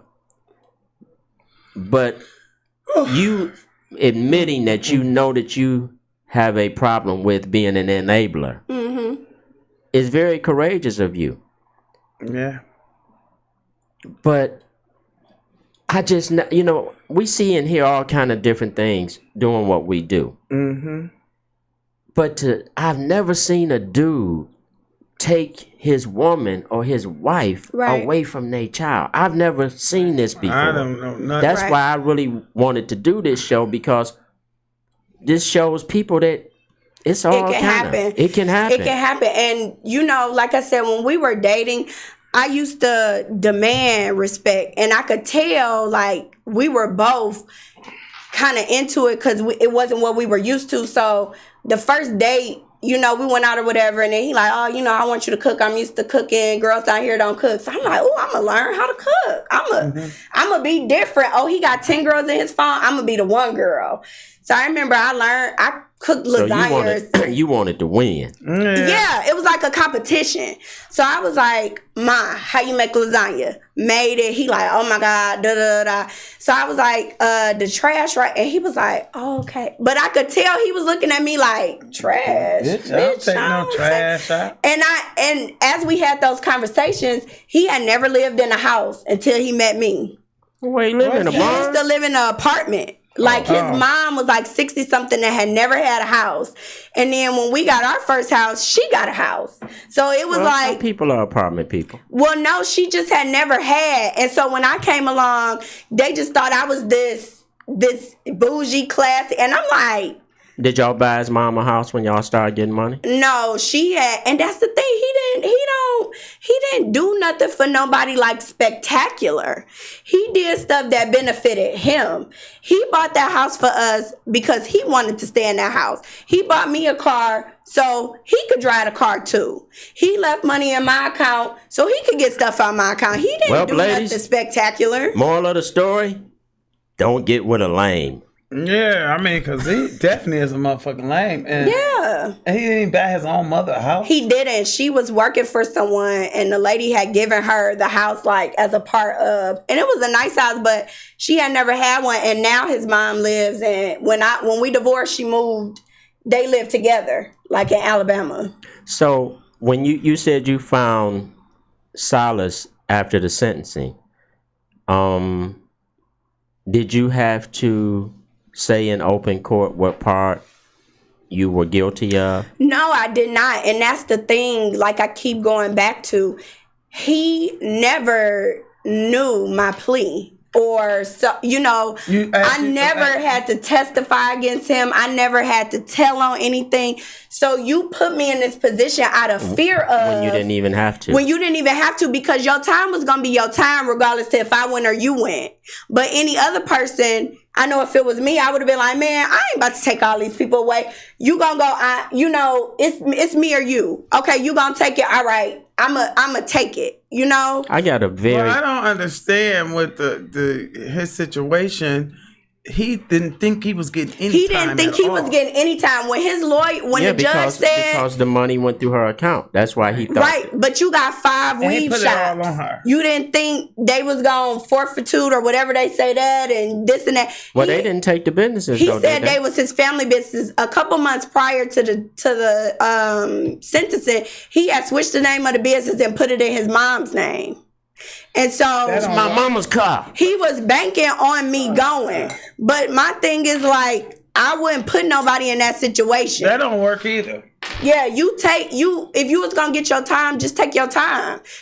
But you putting me in it, now you getting time and I'm getting time. You never thought about our kid. So F me. The mama gonna lose all the businesses. But F me, what about our son, Well, let me ask you this. Because, I think that people, when a couple splits up for whatever reason, they should still co-parent. That's just how I feel. And we did co-parent. But with him being the person that he is, how do you feel about him still being in your son's life? We did co-parent to a point. We co-parented to where, he had access to our son. He could see our son, talk to our son. My son has had a cell phone since he was probably 3 or 4. What? And an iPad or whatever. What the hell is going on in that house? Well, kids have a cell phone. Yeah. What? And I beat the hell out of 3-year-old talking about an iPhone. And I never, shot his dad right down at him or nothing like that. But, and I told you I let him see him that right before I took a plea and this and that. And he would tell my son, like, oh, your mama moved, that's why I don't see you. And I still looked over there, still didn't want to knock him down despite what everybody said. But what finally pissed me off, the day after the sentencing at 6:23 a.m., he wrote a message to my son that said, your mom and your granddad put me in jail and I will never forgive them. And it's going to be the last time that we talk. And maybe when you're older, I'll talk to you. My mom just so happened to say, let me check his phone. And she deleted it so he never saw it. And then I changed his number or whatever. But you don't fuck with my son. Does he ask for his father? Absolutely not. You don't have to be a damn because you have to remember. You have to remember he had been cutting my son real short. I'll call you back. Daddy busy. I'll call you. You don't fuck with my son. You could put me in jail. You could tell me to go to hell. You could beat my ass. You could You can do whatever you want, but when it comes to my son, that's where I draw the line. When you put him in harm's way, then you deal with me. How old is he now? I got sentenced on the 24th. He turned 10 on October 5th. So 10 days after the sentencing, he turned 10. Does he know that you're going to jail? I did tell him I was going to camp, which that's where I'm going. I'm going to a federal camp. So he don't know it's jail. He understands, like, I'm gonna be living away. Are you gonna let him visit? Absolutely. Oh, then he's gonna know then. You know what I'm saying? Because everybody gonna have the same color on. And like I said, even in that drug program, they probably gonna make you tell him. He knows. I told him, like, hey, mommy and daddy did something bad. Daddy was doing taxes. You should have just told him, look, daddy a snitch. Right. But this is my thing. Like, you always think it's going to be the woman, that's like, get scared and be like, oh, he did this and da-da-da-da. But women have so much more strength. Yeah. Even if you had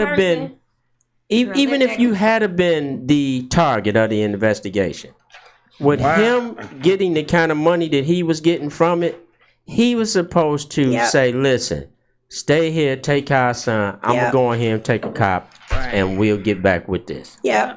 It could have been really that simple. Right. He could have told them she ain't got shit to do with nothing. But now, if you didn't have a son, let me ask you this.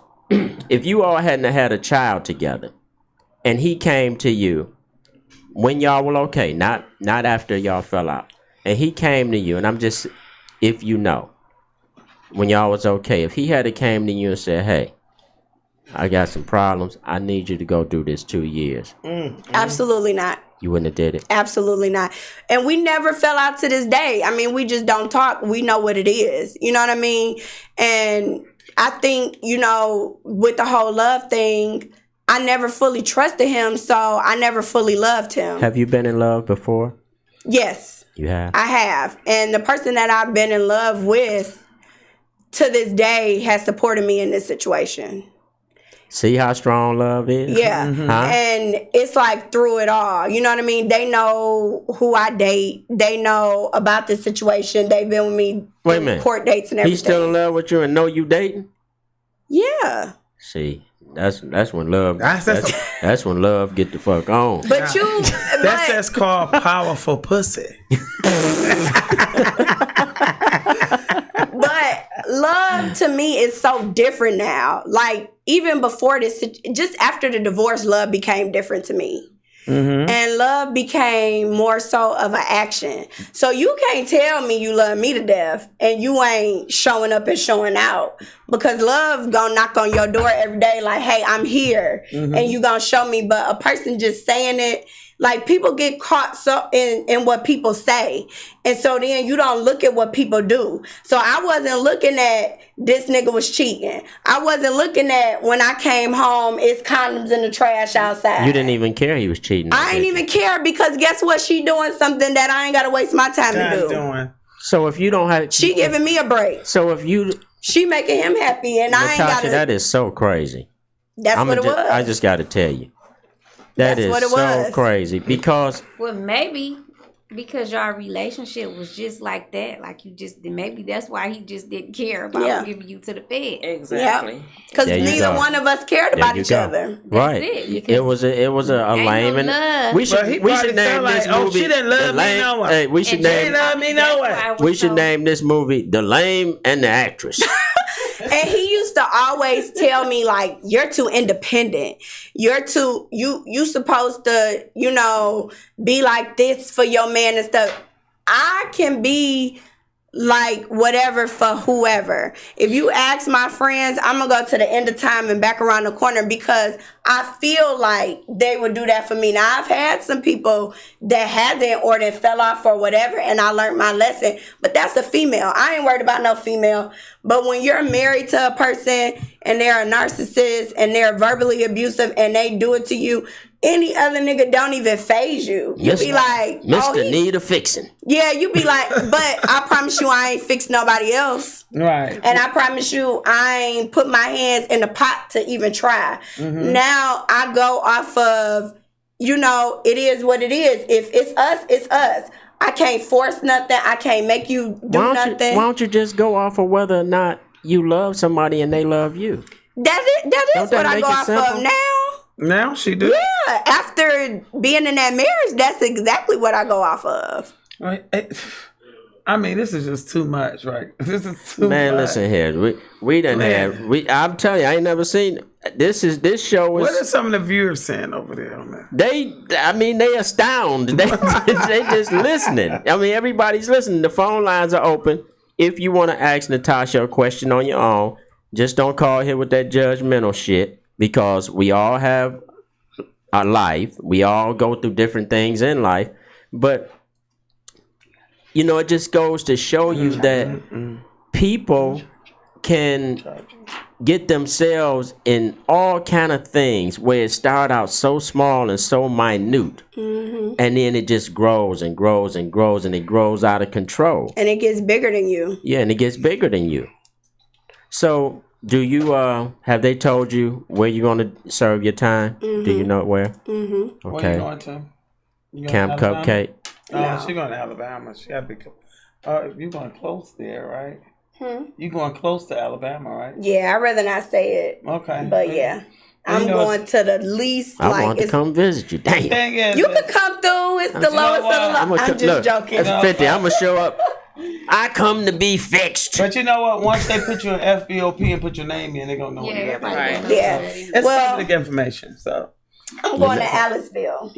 You know, 50 told you better grow that afro before you leave here. Yeah, because I need them girls down in there.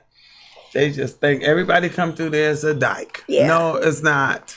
But yeah, I guess, you know, during this process, when I was, after I was indicted, my prayer used to be for God to use me as a vessel. Okay. And I used to ask him, like, you know, whether I got to go or not, like, let me be the one to show people, like, you know, going to college is a whole different world.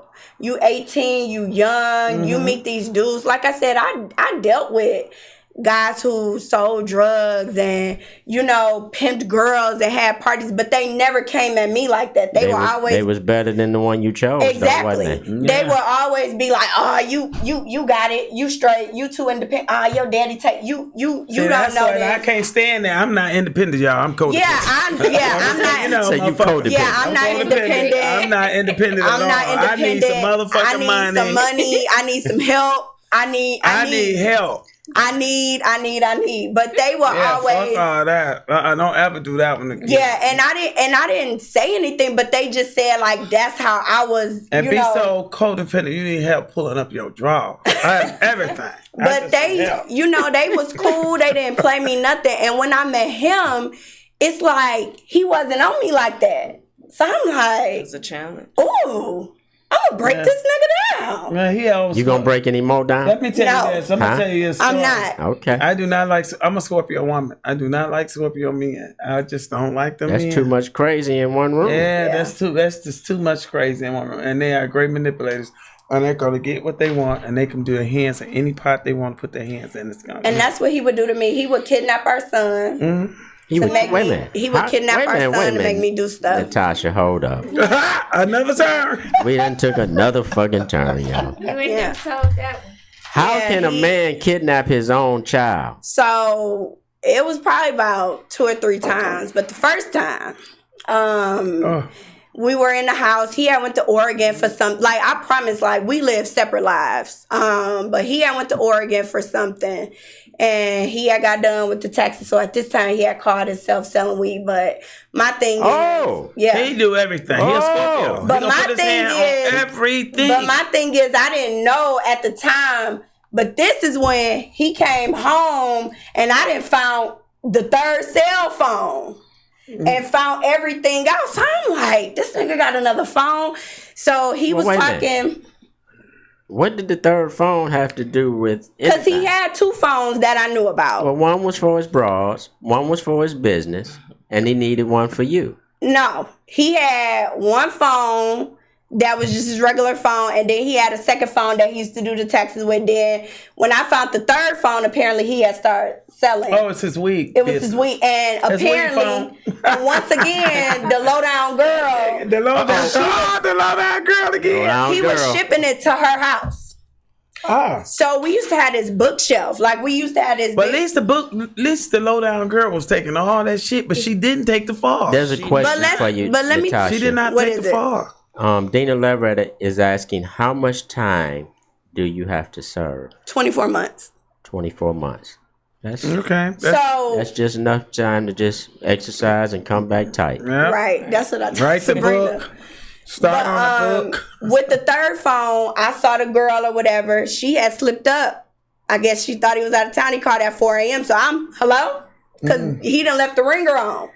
And we sleep in separate rooms, remember? So I'm like, What you doing answering somebody else's phone then? It's 4 a.m. What is this phone doing ringing at our house? It ain't your phone. It's our phone. It's in our house. Oh, now it's our phone. Y'all see how women are. Say it's hard to ask a woman about a man when you going through so much right now. Like, I can't remember because all this pain and all this hurt, and I hate you right now. I can't remember when I loved you. Well, if I hate you, why don't I just move the hell out? Well, that's what I did. She did. Yeah, that's what I did. No, you didn't move out before you answered somebody else's phone. So when you answer the phone, what the girl say? Because go back and forth. So when I answered the phone, she knew. She ain't say nothing. Donna Love says, I'm sorry. Donna Love says, sounds like a Lifetime story. Just give me all the apples, all the goods before my birthday. Please bring it off. Please deliver it tomorrow. Okay. So I had, I went in the room. I'm like, hey. Going on a diet after that. I'm like, where does where does phone come from? He like, I'm sleep. I'm like, no. He was scared of you, wasn't he? I wish he was, but he like, I don't know. So I didn't read every single message. When you got time, you got time. So what happened was, got the phone, the next day came or whatever, he leaves. So mind you, when you a woman, you know stuff and stuff click in because we really crazy. Like what? So what do y'all know? We really crazy. We used to have this bookshelf. Y'all don't know nothing. We do. We used to have this. Clear. What do y'all know? We used to have this bookshelf, and he had these printed out labels of an address. Here come the old bookshelf stuff. No, listen, he had this label of addresses, and I was like, that address, I know that address. It was like a New Orleans street or something. That was the name of the street. So how you know that address? Because we was in a small city. You was stalking. No. So I'm like, I know that address. Because now I'm heating up now. Okay. I'm like, I'm about to lose it. I'm like, I know this address, but you click it in your little memory, right? Mm-hmm. So he leave. He take my son. He take my stepson. Oh, he took both boys. He took both boys, and something said, go to that address. And they was there. I went to that address. That bitch threw that dog out the door and told that nigga, like, she threw her dog out. Because I was like, she didn't both of y'all come out. She didn't throw him and them kids out. Absolutely did. My son was like, hey, mommy, that's Roxanne. Right. So she was in there. I said, but I don't address the female because it's him. But Natasha, listen. If you would have let Roxanne be in the picture with no problem. Apparently she was. Apparently I was the problem. But she probably would have been doing the 24 months. Absolutely. Exactly. Absolutely. So sometimes we have to get out our own way. Yeah, you got to get out your own way. So at that point, remember I drove to this address. I didn't walk through this girl gate, went to her apartment, knocked on the exact door. What was you going to do when you got there? It didn't even matter. I just wanted my kid. Because at this point, again, you messing with my kid. You a fighter? I'm not going to fight over no nigga. I didn't ask you that. I said, are you a fighter? I can fight. I can do what I gotta do. You not gonna win. And my kid here, I ain't about to explain to my son how I lost. Gonna fight that day. Yeah, that day I was gonna fight. So mind you, I drove to this girl house, right? So he get in the car, you acting crazy. I'm like hyperventilating at this point. How do you hyperventilate? She passed. Because you didn't play me in front of my kids. Oh, he played. Why you keep trying to use that kid as the reason he played? You been playing me. He was mad because he had the broad. No, I was never mad at her. Never mad at her. You was mad at her. I said you was mad because he had another broad. No, that wasn't even the case. So I saw my stepson. And they was over there eating chili and stuff with your two boys. They was probably eating McDonald's. They wasn't eating chili. But I saw my stepson hide in the little playground area, and he looked, and so his dad cussing him out like, why you tell her where? The nigga didn't even know. I didn't see the address on the bookshelf. So now he done put it on his baby? Put it on the son.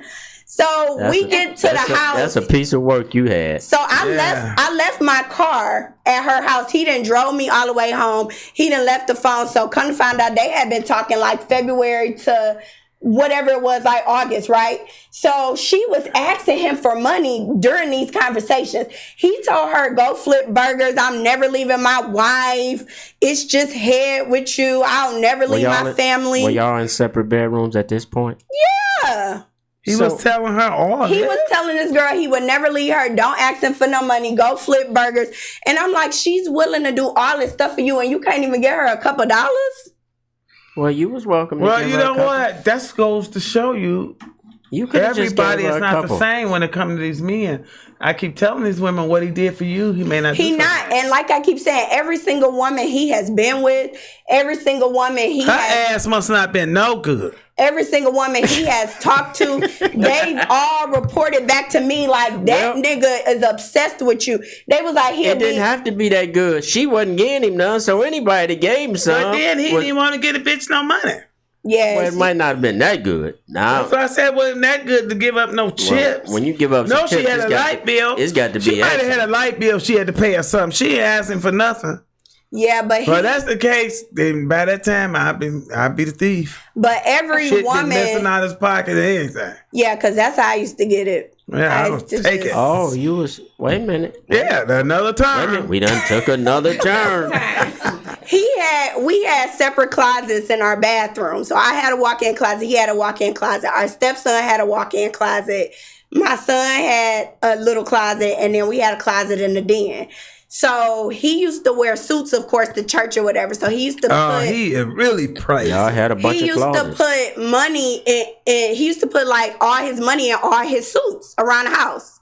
So I was just to get a couple hundred every couple days. This nigga getting millions and you was stealing a couple hundred. I should throw this microphone at you. I know. I would have been stealing so good. So that just goes to show you she really wasn't not really into all this. I wasn't. Like, I would get the money because I ain't had no cash on me, and it was late and I had to go get my son from daycare, so I take the money to go pay daycare. You the wife of my dreams. But that, baby, I was stripping that motherfucker. That was 2012. Look, I'm probably a monster now. You married her. She fined $10 million in club. Who money is this? Oh, that's my Uncle Lester's. Get you 300 out of there and go on about your business. But it just wasn't about. I told his ass a lie. It just wasn't about the money, and everybody who look back now, they be like, "Dang, you ain't. And to this day, like, I don't feel like I would have told his. I worked for my money, so I don't feel like I had to.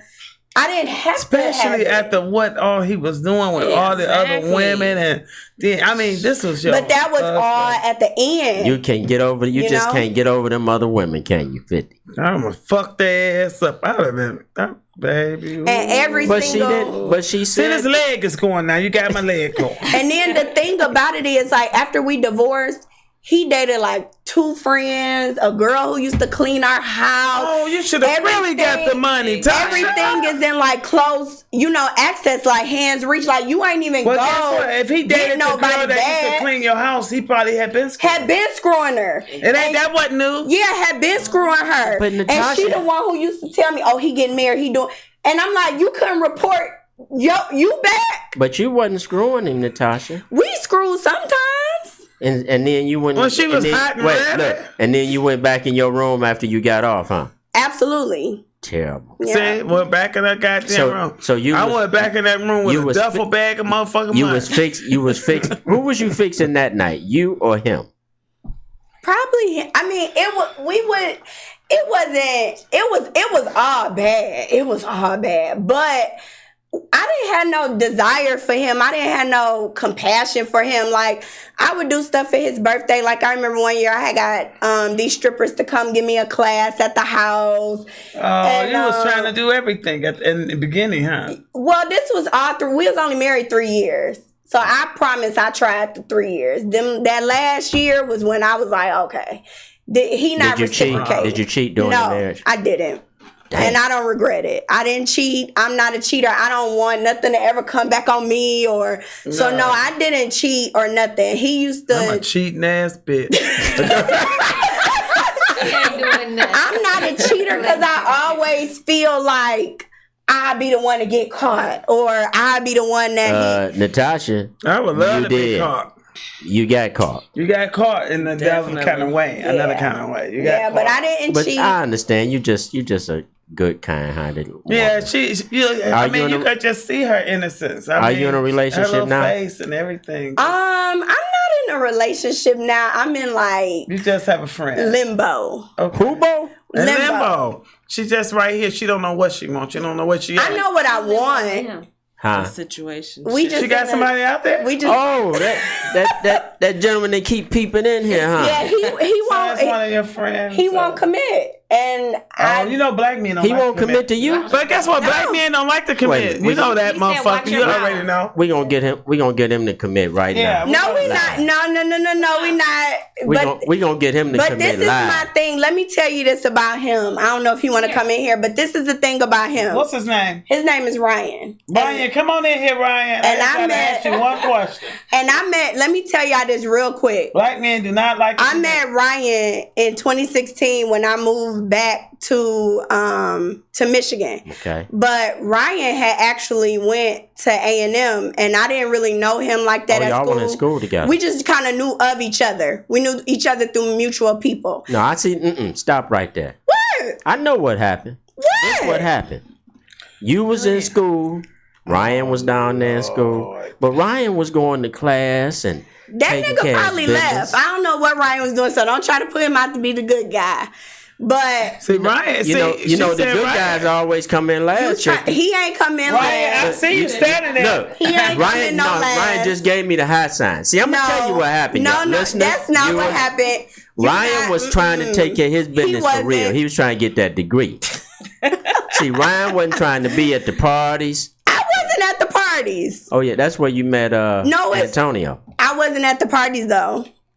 So Antonio had dreads when you met him in the gold tooth. He did, and he drove a green. That motherfucker. And he drove a green Hemi Charger. He was. See, that's what got it.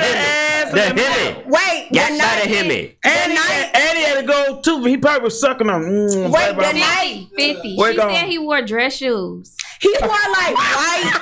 This nigga wore like white. Don't you doing me with a jogging suit on? He wore like white. You know them white loafers, and I used to be like, baby, it's winter. You don't wear. He used to be like, well, what you wear? He and got your attention with the white loafers. I changed it. That nigga went from dress shoes to me one day, and I'm like, I just sit there real straight face. Okay. He went from dress shoes to good shoes. Y'all see this? I'm quiet. No, so let me go back. Let me say something good. So I'll let you say something good about them shoes. No, about Ryan, because y'all trying to play me like. No, we already know. Ryan done gave me the high signs. He didn't. On the Broco tip. When I met Ryan or whatever, Ryan wanted you. He didn't. And you didn't. You wasn't having it. Ryan did not want me. You was looking for them white shoes. What would Ryan want then if he met him in school too? You didn't give Ryan a chance. We didn't meet on those terms. Because Ryan wasn't in nobody's dumpster looking for Social Security number. Here we go. What? So fast forward. Ryan didn't have on them white shoes. So fast forward, when I met Ryan, mind you, I had been divorced all that time. Well, like 3 years. He was totally different. He took out the trash. He shoveled the snow. He made sure I was straight. He helped me find my house. He did all of this stuff that I wasn't used to. I didn't have to fix him. He was a good person. I knew he was a protector, a provider. But you in love with Ryan? Yeah. Okay. Ryan, you hear that? Ryan? She do love you. Wait, we just seen a thumb come up. But what I will say is, Ryan has some stuff to work out. We all got some stuff to work out. But are you in love with Ryan? What do that have to do with anything? That should tell you that has everything to do with everything. But Ryan ain't gonna hold you down while you away. You gonna need that. But I can't be with anyone who doesn't. You gotta come get me. Like, come get you from where? From wherever. You gotta come get me. You gotta hold me up. So what you saying? Ryan just don't commit to doing all that. Ryan used to. And something took a turn and some stuff went left and me and Ryan just not on the same page. Well, Ryan getting more pussy. He can get it. That's what's going on. He might got a little bit more pussy. He might have really to. Throw it on him, Ryan girl. say no yet. You gotta throw it on him. Ryan, you ain't getting no more pussy. He might have to. Because at the end of the day, you gotta throw it on him, Ryan. Throw it on him. You better throw it on him. Listen, you see what she acting like. You know you gotta go knock that little time off, right? Right. You better get yourself oiled up, girl, before you go. I told you on the diet. Right. You shit. It's been this long, so I might as well keep, You talking about you the fixer. You need a fixing. Yeah. You gotta get fixed up. It's always hard to help them. They don't want no help. That's right. Ryan, you know what I think, man? Ryan, just step in for one minute. I think Natasha is the type, man, that want to wrestle and shit before she do it. No. So you know how some of them girls want to play wrestle and shit, and then, oops, how we get to doing this?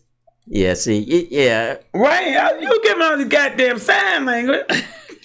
That's the problem. Ain't no communication. So we can't communicate. Well, he may just be a laid back dude. At least you know he ain't gonna be in nobody's garbage can looking for Social Security numbers. And that's perfect.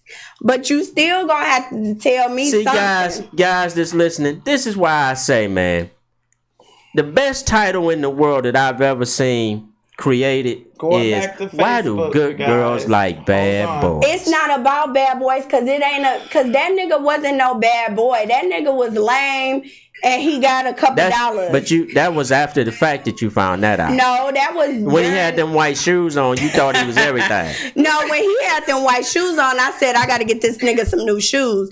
But the difference, you got to get him some. Yeah, because apparently he didn't know what he was doing. But the thing about me and Ryan is. But Ryan didn't need you to get him no shoes. Ryan is a great dresser, but Ryan has to learn my love language. You know, I'm trying to figure out what the hell. What is your love language? My love language is this. She's an Aquarius, so my love language is this. If I see somebody, and you could ask Sabrina or whatever, I'm gonna always do for somebody before I do for myself. I'm gonna always support. That's a great woman.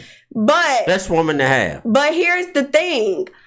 Since I've been played, I don't want to be played. So with me and Ryan, I opened up to him. But I was Natasha, like, in all honesty, ain't nobody played you. You played. I played myself. Yeah. I absolutely played myself. Yes. And that's why I opened up to Ryan. See, but opened up how? Like real just wide? Opened up as far No. Just opened up my heart. No man has ever met my child. No man. Okay. Except for Ryan and Bryce and my son's dad. The very one he shouldn't know, he know. His dad. But now you got one. You see, we have to get to the point that it's a beautiful thing to make a child with somebody. Right. But everybody's not suited to be a father. Right, absolutely. But the thing is, like I told y'all, my son was planned. And it was planned in a time of friendship. It was planned in a time of fucking. Because you never loved him. Yeah, she ain't love him at all. She said it. That was a part of your fantasy. Right. That was a part of the act. So when I met Ryan. The act. So is Ryan man enough to be in your son's life as his father figure? Or absolutely. Okay, so now, how do we know that that's not the position that you're really supposed to be in? Because just because somebody makes a baby don't mean that they can father a baby. That's right. And women need to understand that. Mm-hmm. Really. And with your son only being 10 years old, you should be putting that in place now. Because I'm going to tell you something. Mr. White Shoes ain't going to get no better. But you don't want to put your child on anyone that's not open. You said you loved him. So why would you say? You said that you loved him. Right. So if you love him, your son will learn to love him. Yeah. But I guess Ryan have other children? No. Okay, so he don't have any children. No, but like I said, with me and Ryan, it's the communication thing. So, he has a different way of discipline than I do. So, what's your way of discipline? Well, me and my son not friends, but my son can express himself. My son at 10? Yeah. Express himself about what? He ain't got no self. He do have a self. If he feel like something is right or wrong, he gonna tell his mother. He don't have to be yelled at or whooped or... Oh, so shit. y'all, wait a minute. Now we gonna have little Jimmy gonna kill everybody in the house in about 3 years. No, he can get a whooping and he has discipline. If he gets some white shoes, he gonna kill every goddamn body. My baby can dress. He not gonna get no white shoes. But my thing is, me and Ryan have to get me and Ryan, if there is a me and Ryan, correct. So you believe in discipline, right? Absolutely. Okay. But what is your discipline? Time out? No, hell no. He get a whooping, but he not getting a whooping because he went up the steps the wrong way. No, he getting a whooping for lying or for something like that. The crime has to fit the punishment. Exactly, but Ryan believing, I'm gonna just beat your ass because you looked at me wrong. Well, maybe I don't believe he did that. but see, those kind of things can be worked on and worked out. Yeah. Some children don't even take all that. Right. My oldest daughter I can look at her. Yeah. And make her pass out where she stands. And my son told me that yesterday. He told my mom some stuff that he didn't tell me. And I said, Bryce, what make you tell grandma instead of me? He said, Mom, I'm scared of you. I said, I never knew that. Because you play with me like I'm a joke. He was like, no, I'm really scared of you, and I always want to make you proud, so that's probably because when you cut your hair off, he thought you was a little strange. That's all. He ain't really scared of you. But yeah, it's just like, the communication thing, and, we got to get on the same page, and I feel like not just of what I went through, but things that Ryan may have went through, I want to be, a support system for him, but I have to know how to support that person, and that person has to know how to support me. It's in a relationship, sweetheart. There's no way up. There's nowhere you can go but up. Okay, right. You had a nigga that snitched on you, made money, didn't share it with you.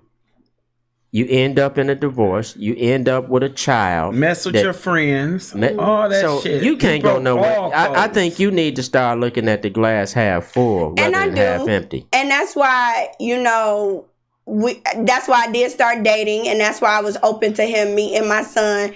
But like I keep saying, it's communication, and I feel like a man know what they want right away. Ryan and I have dated since Christmas 2016. That's how you got in this trouble by some right away shit. No, that wasn't right away, but we dated since December 2016, so I can't continue to date you. Either you want me or you don't. It's not 3 years later and we gonna be friends. Do you want to be married again? Absolutely. Well, why don't you propose to him? What? He who finds a wife finds he who found a husband before fucked all the way up. But I was still the good thing. That doesn't change my position. Well, I understand that. But I understand that. And if somebody but you want all of this change. I don't want all of this change. These things. I want somebody to communicate, and I want somebody. Are you guys compatible? When is Ryan's birthday?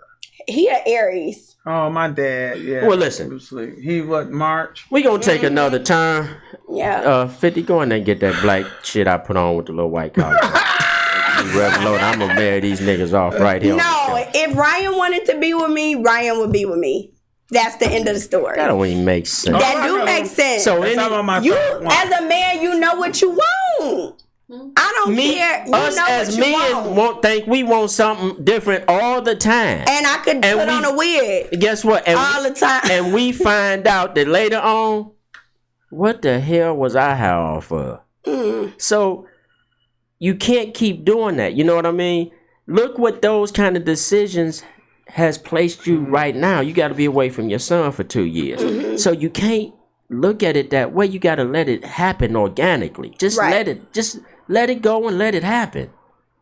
Right, but I also can't be in a position where just do a bunch of screwing. No, that's my thing. And that's my thing. I'm not going to bring anyone else around my kid. I'm not the type. I be so busy. I can't date 5 and 10. Do you think that your son is cray paper? No. Do you want him to be a man? Yeah. Do you want him to be strong? Absolutely. So you got to get rid of it. He's not a female. He's a male. And if you want him to be able to be a man unlike his father, you better put a man in his way. Absolutely. So, I ain't going to do this around my son. I ain't going to listen. Well, let me ask But I don't feel like he needs to be around. I'm not saying no bunch of men. I'm not saying this one and that one, the other one. Wilson. But let me tell you this. Sherman Wilson said, Ryan ain't the one for her. Sounds like Ryan don't love her. Then he says, she's right, yeah. Ryan ain't said shit. How they know that? That's what I'm saying. Is somebody that you know this person? Oh, call in, Mr. Wilson. 248-429-7, and that's on your feed, so you have to give him the number so he can hear you. But I mean, 248 I get you. 429. I get you. I have 5 children. I get it, and if he listening, it's hard to blend a family. It's not an easy thing to do. To blend and make a successful family. But sometimes we have to get out of our own way. We do, and I do feel going back to when I told you when I was sentenced, I felt relief. I felt relief because I know I'm not obligated for my son to be raised or be around this person that I know is willing to do all this stuff. I knew he was capable of it. I just didn't think he was capable of it with me. But now that I know you are capable, you willing to send your son's mom off so you don't care about my son. You don't care about me. So I'm not knocking Ryan in any type of way. No, I'm not saying that you are. I'm just saying that he and I have to communicate and get it on a committed level before I feel as though he should be committed to my kid. But your son is at the turning point. He's 10. He's at the turning point now. And if he's going to have a male figure, father figure, whatever the hell name you want to give it, in his life, now would be the time to start to work that into his life. Because in a minute, based on just hearing you talk, he going to be telling all y'all what the hell to do before long. He not. Okay. Now let me ask you all right. Your son is... He like that now.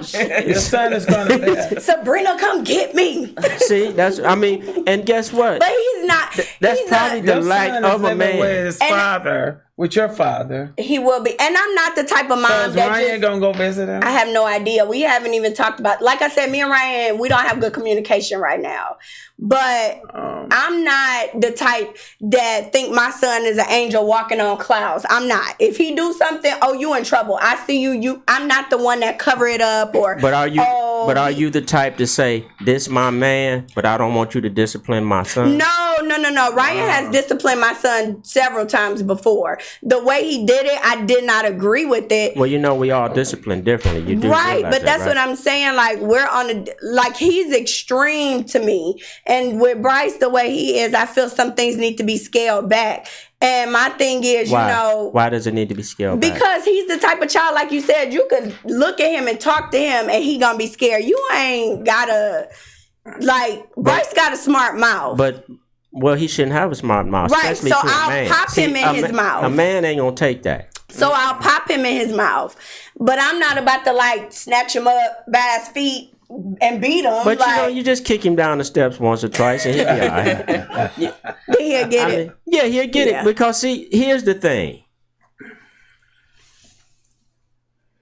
it's tough on a man to father another man's child. Exactly. And it's tough on the child to be fathered by another man. Mm-hmm. But once that child understands that that man loves him or her, then it starts to take care of itself. Yeah.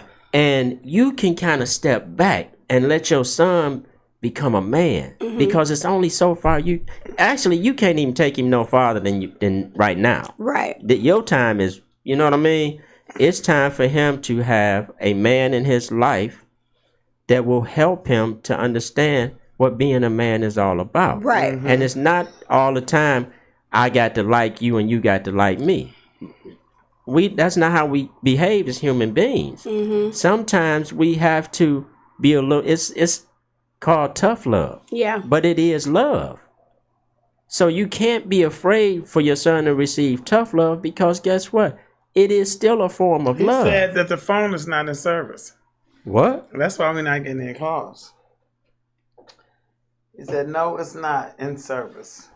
Well, we gonna see. Because maybe he don't know how to use a telephone. Hey, sister.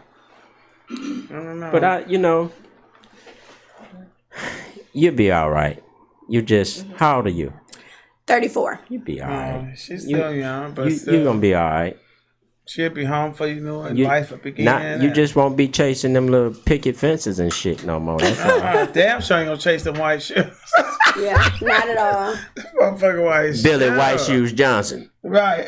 You said Billy White Shoes Johnson. But yeah, you just, you want more for yourself. You want more for your child. And you just want to be in a position where even if that man leave you tomorrow, hold on. Phones are working. Like, you want that man to be with you, like, out of town. Or be down with you or whatever. But you don't want to keep putting people in a position like, like I said. You on the air. Hold your thought, baby. You on the air? Yeah, your phone line's working, my man. Whoever that is, they just trying to be a decoy, you know what I mean? Go ahead. What's happening? You got a question for Natasha?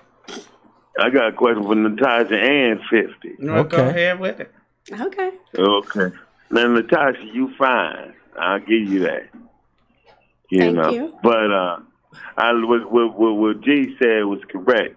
You only can take a boy so far, because tough love is still love, but it also strengthens you as a child grows.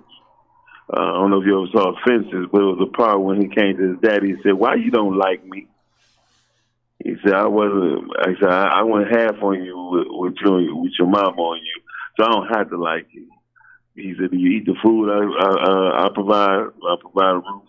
You know what I mean? So he was showing him that his love is greater than what he want him to like him for. Did you see that other movie when the broad said, Jody? And I appreciate that comment. And I guess with all of what I've been through, I do try to protect or shield my son, and I shouldn't. But when you feel like you're the only one he got, you don't want nothing to ever come to his door. But you're not the only one that he has. You're not the only one he got. Yeah, that's the key. Yeah. All right, brother. 50, how did you get your name 50? These goddamn titties that Skinny gave me. No, my friend gave me this a long time ago. It's the. Oh, okay. I was watching the BET thing, and it said something because of your titties. Yeah, it's the missiles. We call them 25 and 25. They twins. It's a shame. I'm sorry, they sitting on the table now. They tired. So, did you enjoy the documentary? It was good. I loved it. I ain't gonna lie. My mouth was salivating. Every time they showed a picture with that black hair and them thick eyebrows. Ooh, that was that young wild days. Wow. So my mouth was salivating. Saw them salivating so bad to where my pants got a little moistness. Well, I'm glad they made you moist. I wish I knew you back then. I mean, you can know me now, 50, and I can be that table for you. You don't have to put them on the table. Oh, okay. You'll hold them up in your hand, huh? No, just on my chin. See, they should have a good day. All right, thank you for calling. You're on the air with Big 50. Let's keep it 100. What's your tea? Hello. Hello. Yeah. Turn your radio down or TV down and back. I can't. Wait a minute.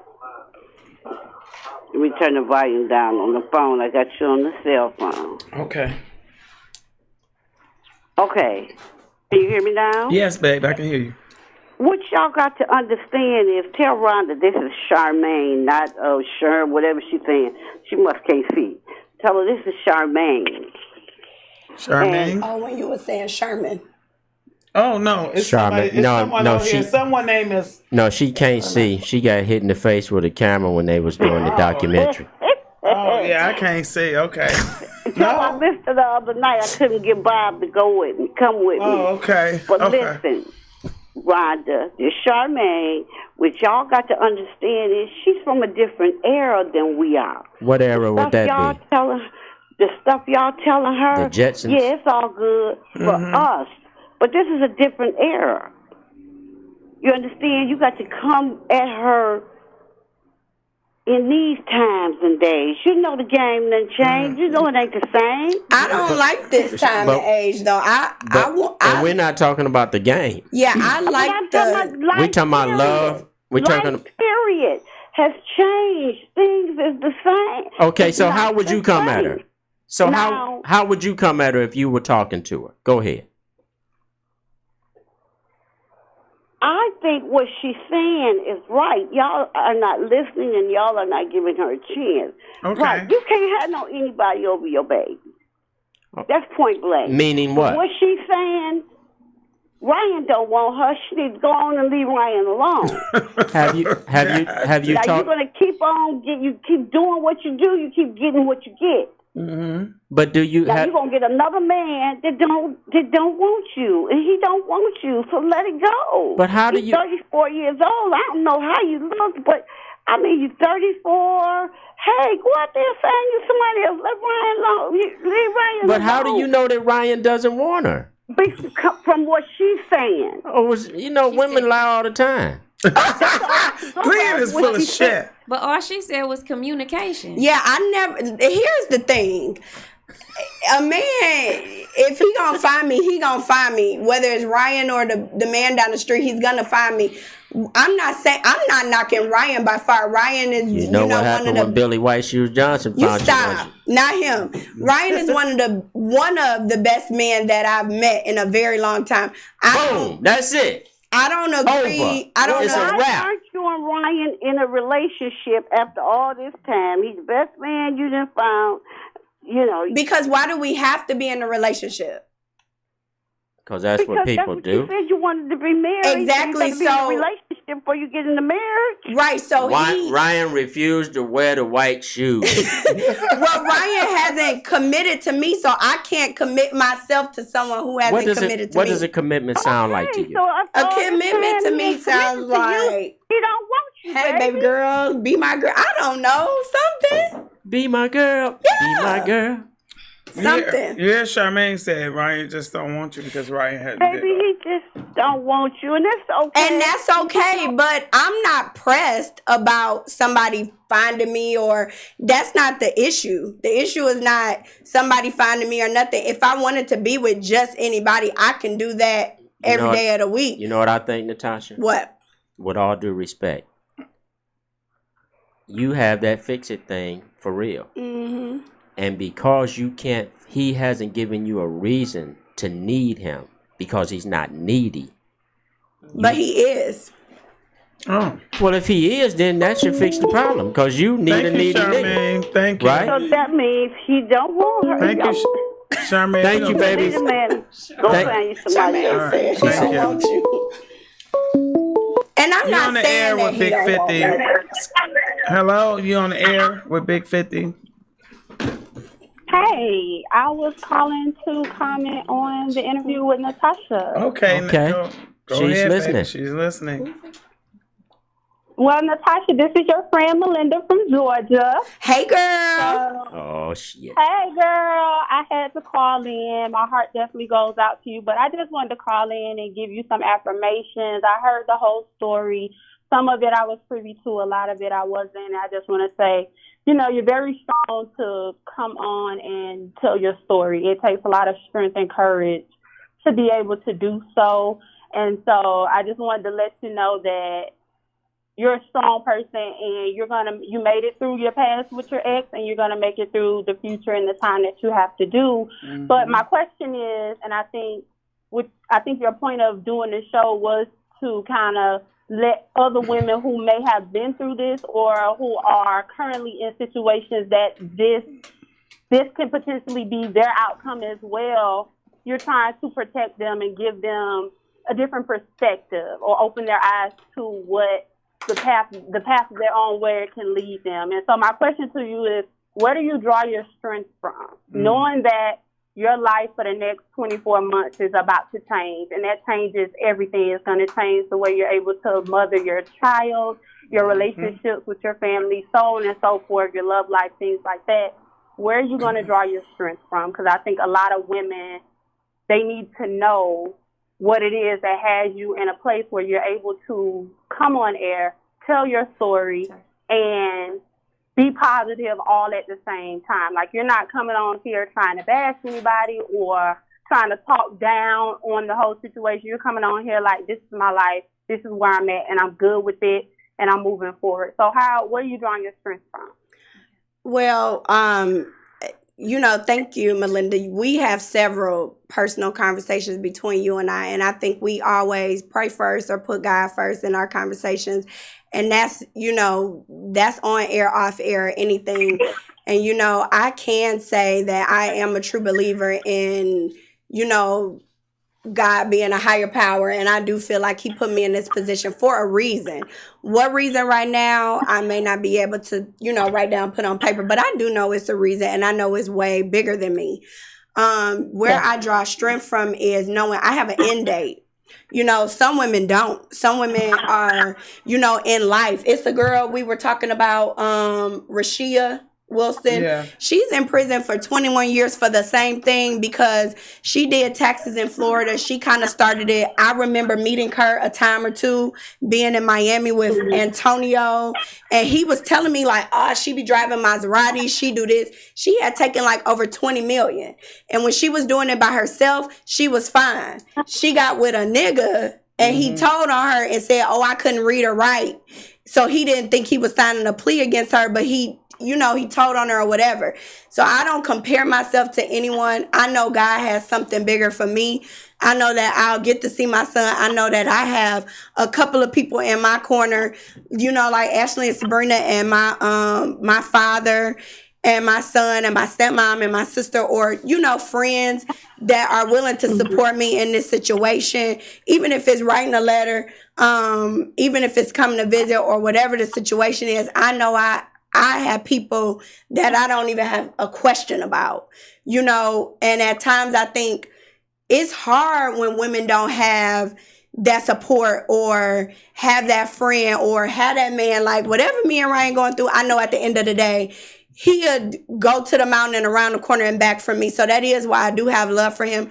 So don't take it as I'm knocking him or anything. All I said about that situation was we don't have communication right now. Once we get our communication together, we'll probably be unstoppable, and we'll probably do things the correct way and have whatever we want to have or whatever we decide to have. But it may be cliche, but I do put God first. Yeah, and you have to. And I told y'all from the beginning when I came on here, I said, God gave me the vision, and I said, let me be a vessel.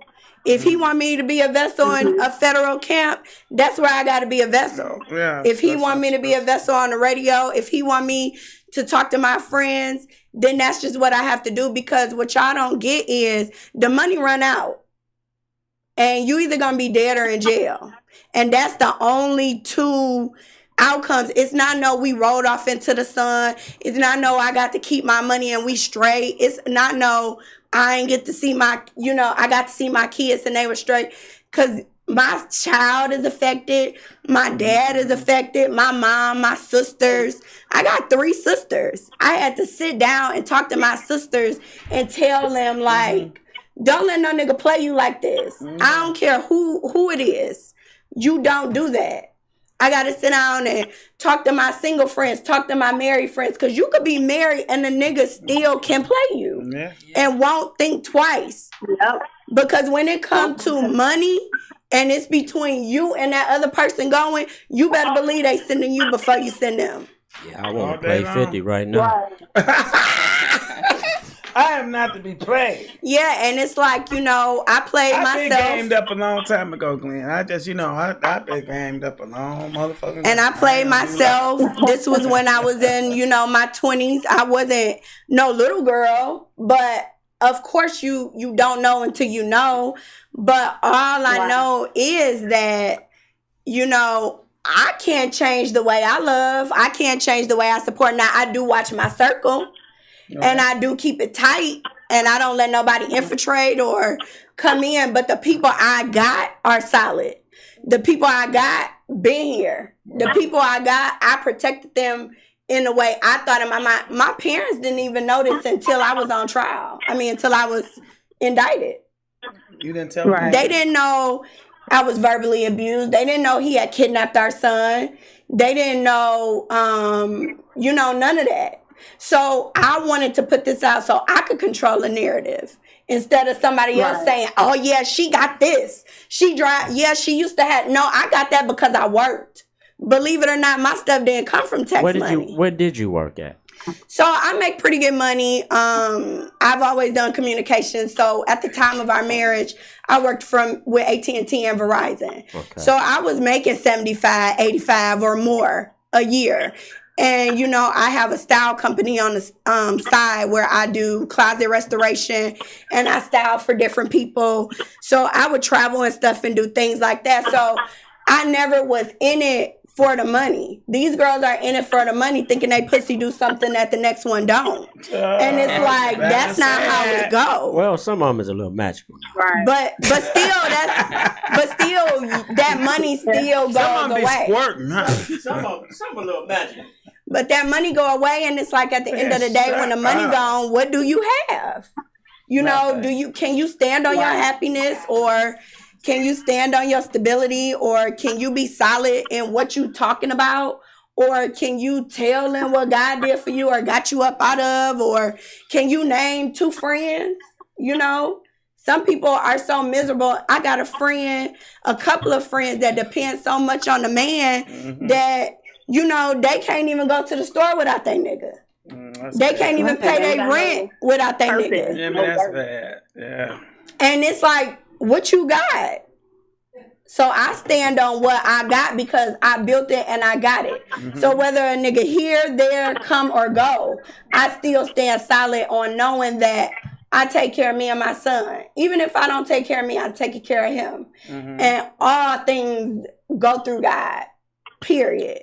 Like, all things. Mm-hmm. Not one thing move without his hand being on it. I know that. And so my support truly comes from knowing I have an end date and knowing I'm going to be straight. You got an out date. At least you got. And I have an out date. And knowing that my son is going to be okay with me being gone for a little while. Because I know I got some people that's going to see about him no matter what. And that's a blessing because, a lot of times people leave and they don't have nobody to see about. They don't have nobody. Their kid going to the system. They don't get a letter. They don't get a phone call. They don't have no money. They don't have no shower shoes. They don't have none of that. And I'm not saying like, oh, I got it, I'm straight. But at least I have my mind. When I was with him, my mind was gone. I used to walk around like a zombie. Apparently. It was. I used to walk around like a zombie because if I had my mind, I would have got some of that money. Absolutely. Because you know that. Yeah. I mean, but you were young. You were a young woman. And believe me, I know people all over this country that do all sorts of things. This shit sound bad, but the way that you came out of it with 24 months is still good, okay? Because when them white folks get down on that ass from the government, Yeah. And that's why I didn't, go to trial and stuff, because I wasn't about to fight the government. When that paper said defraud Because the federal guess government, what? I said, oh yeah. If you'd have went to trial and lost, they wouldn't have gave a damn that you didn't have no on record. that indictment, it said 24 to 33 months for count 1 and 23 to 33 months for count 2. I can't do 6 years at a house. Oh yeah, you can.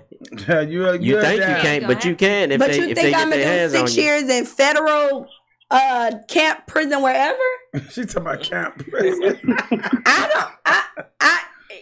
And I'm not that girl that's like, ew, but I am that girl that's like, you I would can't have go been get my by the time hair you came home.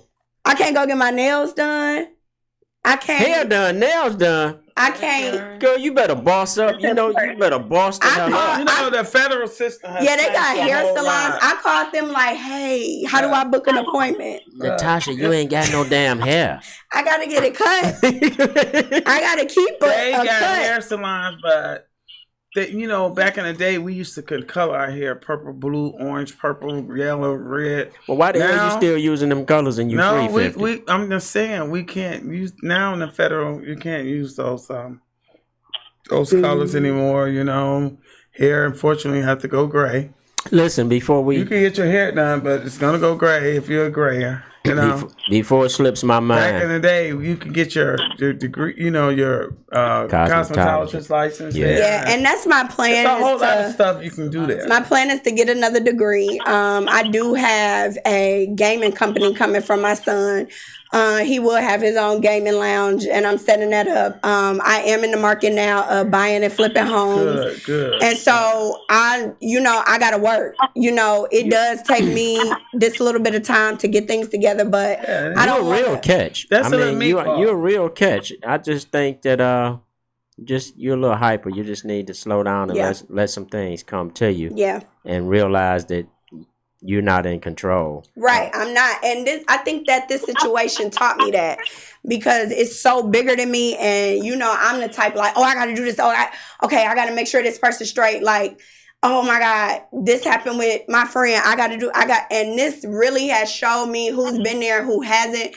The people that left, I'm thankful for. The people that stayed, I'm thankful for. But a situation like this teaches you that you are not in control, and it could change like that. Yeah, definitely. And before I did feel like I was in control. I did feel like, I could do this, I could do that. But this has really taught me, like, you got to go sit your ass down, and you got to depend on somebody else. And I've never depended on nobody else. Well, sometimes God will sit you but see, even that, not dependent on other people.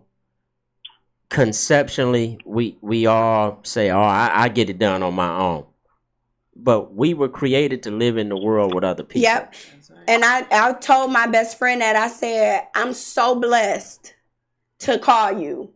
I could call that girl. I could call Ashley. I could call Sabrina and say, and Koya, she's real supportive too, but Ashley and Sabrina are something that God like put his name on, like, these your people. There you go. I can call Ashley and just cry.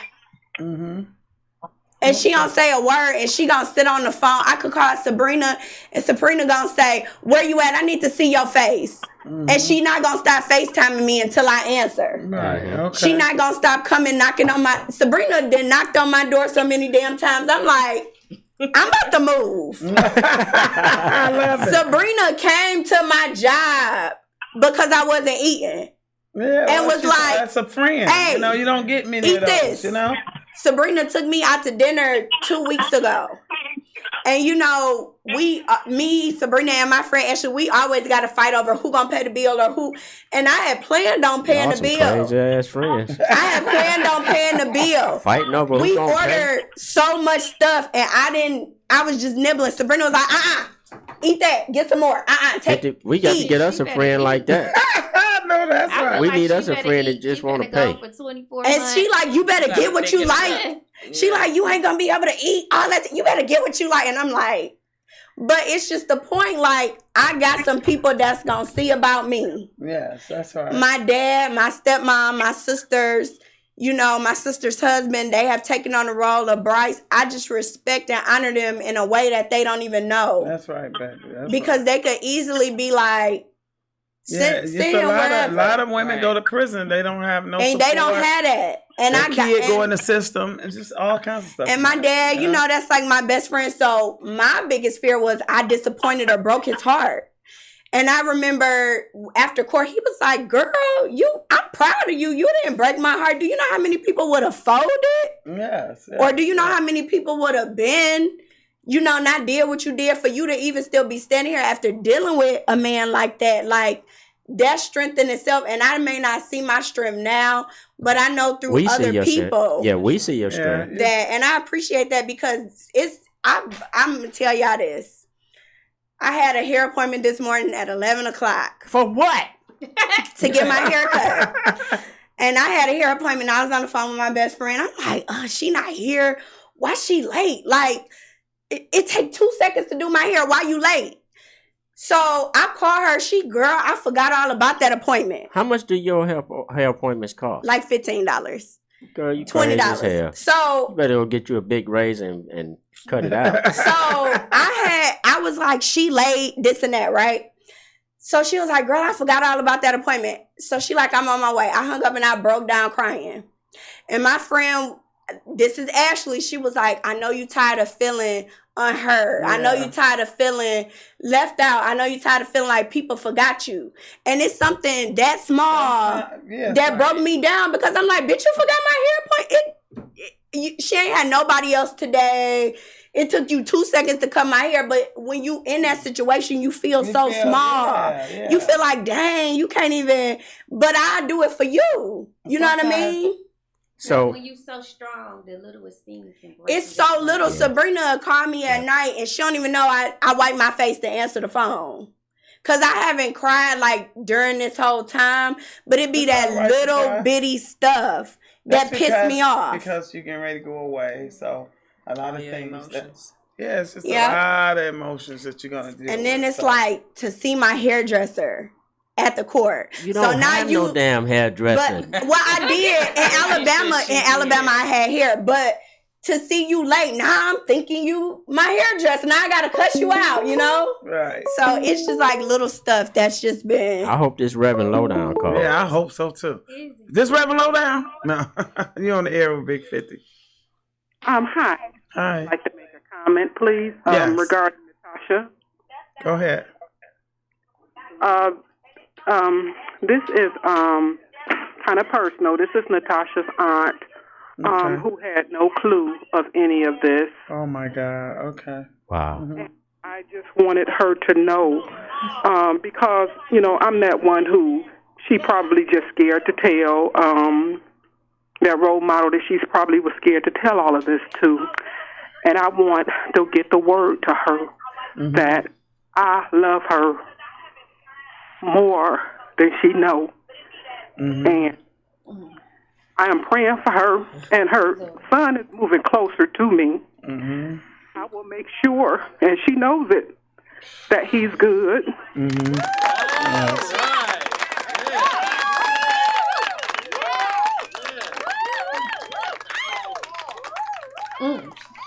Please tell her to stay strong as she is. She can hear. She can hear you right now, ma'am. This is what I taught her, and she knows. You tell her to stay strong for me, and I will always love her. I'm sorry that she couldn't. She felt as though she couldn't talk to me about all of this. She did inadvertently. But just please tell her I love her. Oh, she can hear you. She can hear you. She can hear you. And I'll see her, hopefully, even while she's in, but also, especially when she gets out. I always got a hug for her. Yes. Well, that's beautiful. That's beautiful. Yeah. And I appreciate you, Auntie. And, you know, it was hard, you know, to tell everybody that I was being abused and Bryce was being kidnapped and things like that. So that is, you know, why I did this, because nobody knew. Nobody knew. You know, nobody knew. Nobody knew. Not one person, you know. Even as Ryan and I was dealing with each other, he didn't know the things that I was dealing with because I didn't want to burden him. And he's going through something. And, you know, only person who knew was, you know, Ashley. Sabrina kind of didn't even know until the end. And, like I said, my dad didn't know until, you know, he saw the indictment, and they still didn't know my lawyer. They still didn't know things like that. And it's like, again, you try to protect every single person that's close to you. My aunt had called me a couple months ago, and she had told me all this stuff that Antonio had done. And she was like, oh, he has this rap sheet. And she was going so hard on him. And I'm like, she don't even know that I got this indictment. Yeah. Right. And she telling me all this stuff about him that I had never even heard of, but I knew I had a piece in it. It may not have been a big piece. It may not have been, you know, any of this or any of that, but still, like, I chose this person to have a child by, to give my child something, you know, not even that I was missing, because I wasn't missing nothing, but I still gave my child, I wanted him to have like an empire. And it ended up being, you know, like a Lego castle. Mm-hmm. It wasn't even like... Not really, because he's a young boy. And he has his whole life ahead of him, but you can position him to build his own empire. And that's what I'm doing now. And that's why, like, that's why I told you earlier, like, I let my son express himself. He wants to be a gamer. I'm going to support you in being a gamer. If that's what you want to do, make your money off of it. But I never told anybody, because I always thought I would fix the situation. I always thought, like, okay, I'm going to get out of this. And like I keep saying, it's so much bigger than me. And I couldn't get out of it. And now I got to go. But I still feel relief, because I know once I'm done, I'm done. Let me ask you this, Natasha. What would you, today, the woman that you are today, what would you say to your 25-year-old self? To my 25-year-old self, I would say, be true to yourself. Mm-hmm. I would say, don't ever try to be anything that you're not. And I was true to myself when it came to, like, giving love and showing love, mm-hmm. and supporting and helping and being involved in the community and in the church and doing this and doing that. But I was not being fulfilled. Nobody did that for me. So do you know what it takes now to fulfill you? Absolutely. What does that take? I feel like it just takes genuine love. I feel like it takes genuine energy. I feel like... Do you recognize it when you see it? Yes. Okay. And I do feel like you receive the energy that you give. So I'm very cautious on my words. I'm very cautious on my thoughts. I'm very cautious on what I put out and who I talk to and when I talk to them. I'm very cautious of what I do in the morning. I set the tone for me and my son's day. Whatever you put in the universe, you know.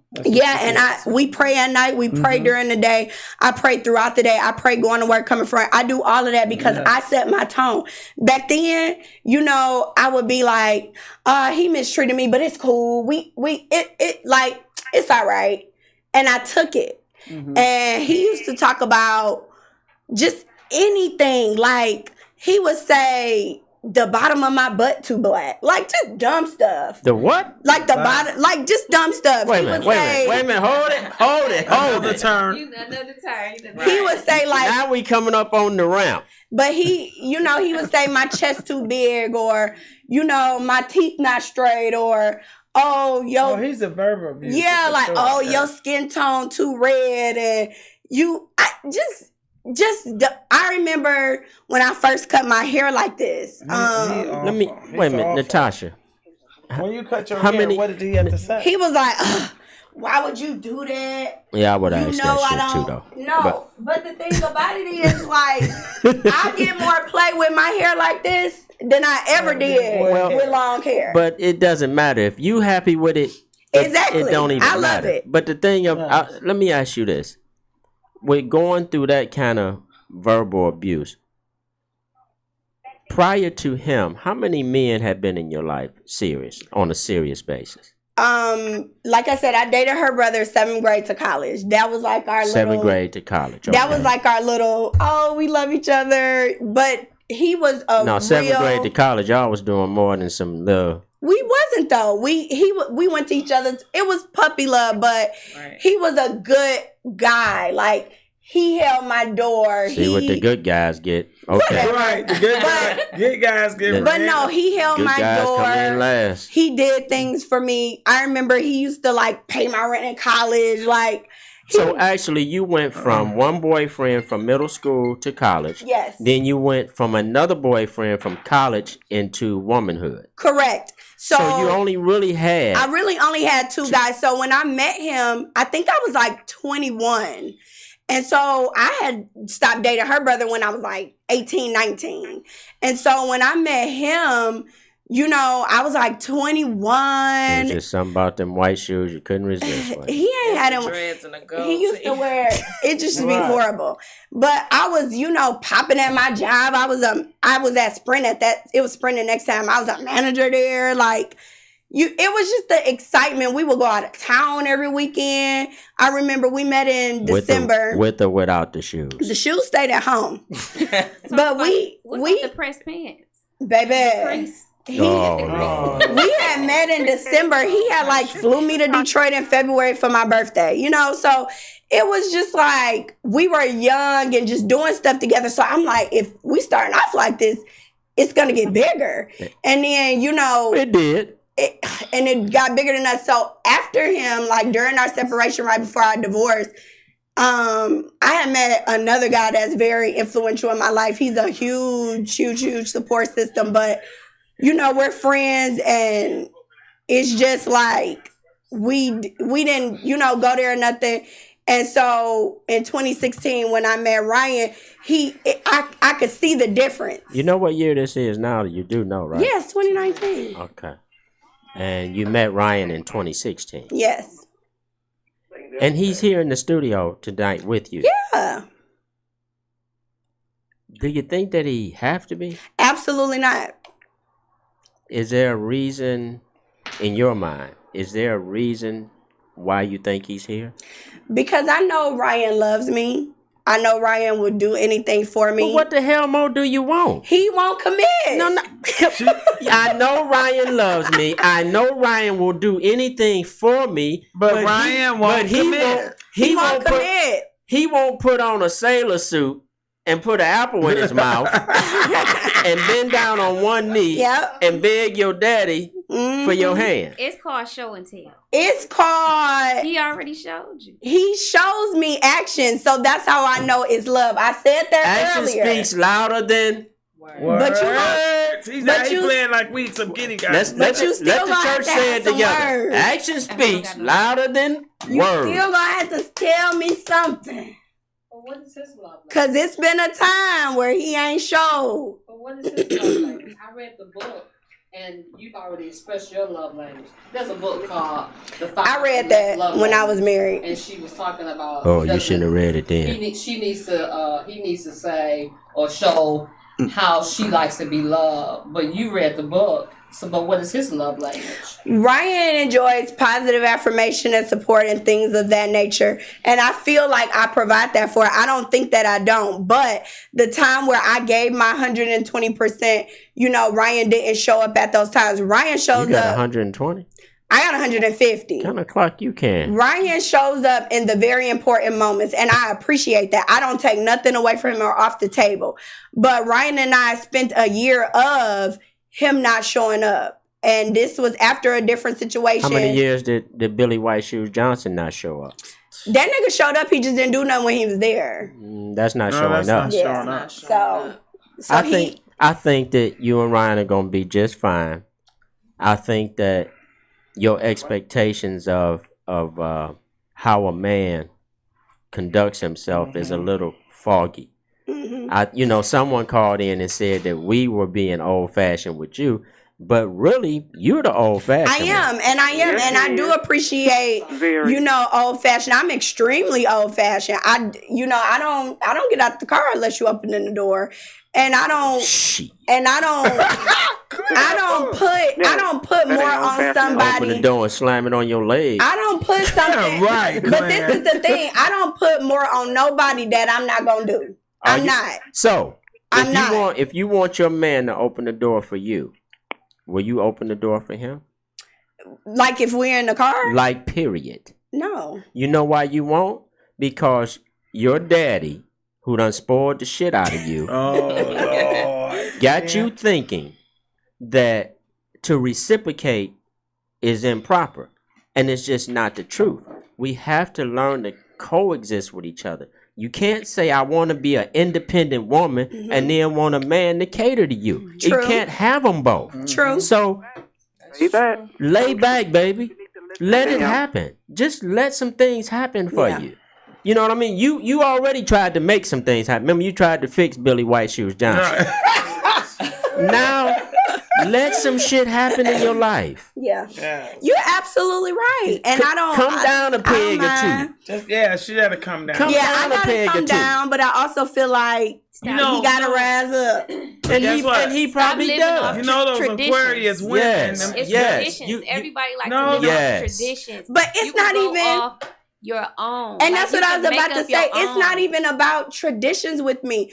I want my man and I to make, our own thing. I want us to sit in a room and we our own joke. Why don't you just want to be still? Why don't you just want to be still? Move? Because you already moved and you wasn't very good at it. But why can't I move in the correct way? You can, but you need to learn how to move. Yeah. You think you know how to move because that's just what's in your head. Because I don't want nobody to take me. Somebody done already what took did you say? Ryan, what did you say? You said something back there. Peace be still. Okay. Yes. He said peace be still. You see what he said now? So he ain't moving. You gonna be? That's why he ain't moving. This woman here. Oh my God! This is these Aquarius out here. They want they hard. To we want. These goddamn women. We want. Forget what we want. What do you want? Yeah. For sure. Forget what we want. What do you want? DJ and Rodney. I just want to be. I'm happy on my own. I'm 100% happy. Bullshit. I want my mate to be happy so we can be happy together. But you're not letting him in. You got a lot. I'm not. You gotta. You know what? Maybe that this little time that you got to go spend. Oh yeah, you think you love Ryan now? You gonna love the hell out of Ryan. When you do these 18 months off that 24. When they break them gates, you liable to kill Ryan. Shake Ryan little britches up. Just pop him up. Pow! Nah, I feel like it's gonna be what it's gonna be. Yeah, definitely. I do. But this is gonna give you some time to heal. It's gonna give you some time to pray, sit with God, talk to God. It's gonna give you some time to, with your children, your child. I'm talking about children. See, I'm finna put another key One on. and done. Look, now she's see. Now look at what the hell do he want with a woman? Say one and done. What do some man? One and done for now. You one and crazy. We titled this show wrong. I'm sorry, Auntie, while you on the phone like this, but we titled this show wrong. This should have been. I'm just crazy as hell and want my way. I don't want my way. I'll tell you, I've been knowing all her life. You ain't telling me nothing I don't already know. See, there you go, Auntie. See, sometimes, sweetheart, you have to listen to others. Yeah. Take it all in. Pull back. See, you got to go lay down anyway. So you're going to have time to think. Use it to do just that. Yeah. And I mean, it works. You got these things, I think, in your head of some shit you done read out of a book or something. And, sweetheart, it don't work in the real world. Right. Can I say something? I said that to her before because she told me, "Oh, I don't have no plans on going in there eating. I don't have no plans on." I'm like, "Listen, go in there with no plans on, just nothing, just be open because you're gonna be disappointed." Yeah. Like I was telling her, I was incarcerated before for 180 days, and I went in there the first 3 days. I'm not eating this shit. Right. To that fourth day, do you want that? Yeah, because you know why? But you know why? I'm because hungry. That's right. You really faced with, am I going to die? Yeah. If we don't eat, we die. Yeah. And let me tell you this: them people don't take care of you in there. Right. You have to take care of yourself. And here's the thing: I'm so used to taking care of myself, and this situation is putting me where I don't have control, like especially with my son, and that's the biggest thing. But I am going in there with a humble heart and a humble spirit. I keep on saying, I keep asking to be a vessel. So I can't be a vessel with, a non-humble heart or a non-humble spirit. Let me tell you this. You're going to go through, it's so many different religions there, Hey, if Ronell. you got your own peace. 50 says hey as well. Hey, if you got your own peace with God, your own personal, inner space with Him, then you take it. I think I was going through some crisis with different religion crisis. I went to Buddhism. Amio Neho Rango Kyo. I just slapped the hell out. I like the Buddhism. But you get bored in there. You want to see everything. I like Buddhism. I'd have came in there and caught you sitting with your legs crossed and kicked you in your back. Yeah. I like Buddhism. If I'd have came in there and caught you sitting with your legs crossed like that, I'd have kicked you right in the back. I like that. Everybody got in tune. We like what we like. It was the rhythm. Well, she looking just right for Buddhism. Right. I tried all kinds of religions in there. And when it all boiled down, it's the same thing. Right. You know what? It's the same thing. Right. So, can I ask you something? Sure. When you cut your hair off, were you dating Ryan? Yes. Did you talk to him about it before you did it? No. Interesting. Why did you cut your hair off? I want to ask that. I've always loved short hair. Okay. I've always hated hair. I've always hated having hair. I know you ain't got none of this, none of that, none of that. Everything. You ain't got clean. No hair nowhere. Everything just clean. Yeah. Oh, you can tell little arms. I don't grow hair on my arms and my legs. Oh, you don't? I don't. And I gotta get this shit up. And I hate like it. Koya's an esthetician. She does waxes and shaves and stuff. But I just hated hair, and so I'm sitting here waiting on you to ask Koya to get They need to give people. They need to give people cases for doing waxes to other people. They do what? They need to give people cases for doing waxes to other people. Why? That's some terrible shit. That shit is terrible. I screamed. Sabrina, lift me up off the table. She said, "Why you got all this shit down here? God damn it, I done found a whistle."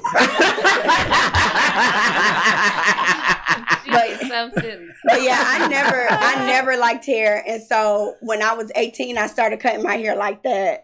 And then over the years, I would cut it like this, but I was with him. But it's so beautiful. He would be like, I mean, you got the little nose, the little ears. Thank you. But he would always make me grow it back. He would be like, you need to get some hair, da, da, da. And I hate it. When I seen myself in them bank videos, I look like a robber. I had so many different weaves. You was a robber. You just didn't know it. I wasn't. I looked like Set It Off. I had braids. I had blonde. You was part of a crew and didn't even know you was in the crew. Do you like that little bit of hair that... I had Khalees style. I had long, short... No, what about Emma Rose? Do you like that little short, very short but blonde? Yeah, but that's too much hair for Amber. That's a little bit too much. When I first cut my hair, I did cut it like her when I was married to him. And I remember I was so scared to show him. I used to wear a scarf around the house. This is the look that she's talking about. I used to wear a scarf around the house. And he would talk about me and stuff like that. And so I grew my hair back. She trying to act all innocent. Y'all can see from these pictures that I'm showing you right now, she thought she was a baller. I did not. Yes, she did. This is after. This after. Oh, this was after. This was after. So this That's just me. So this is after the balling. This was when I was falling. But he used to talk about me, and so I would grow my hair back. I would get weave or whatever. And so when we divorced, I had took my son to. You went in there bald headed as hell to court, didn't you? I did. So I had went and went to Bahamas with my best friend. I cut it again. I grew it back. So then it's been almost 2 years now that it's been cut, and I just was like, I'm not growing it back. My kind of man like it. Yo, kind of man. You know what? I ain't never heard this one before. We gonna end this show and get this woman out of here because she's about crazy as hell.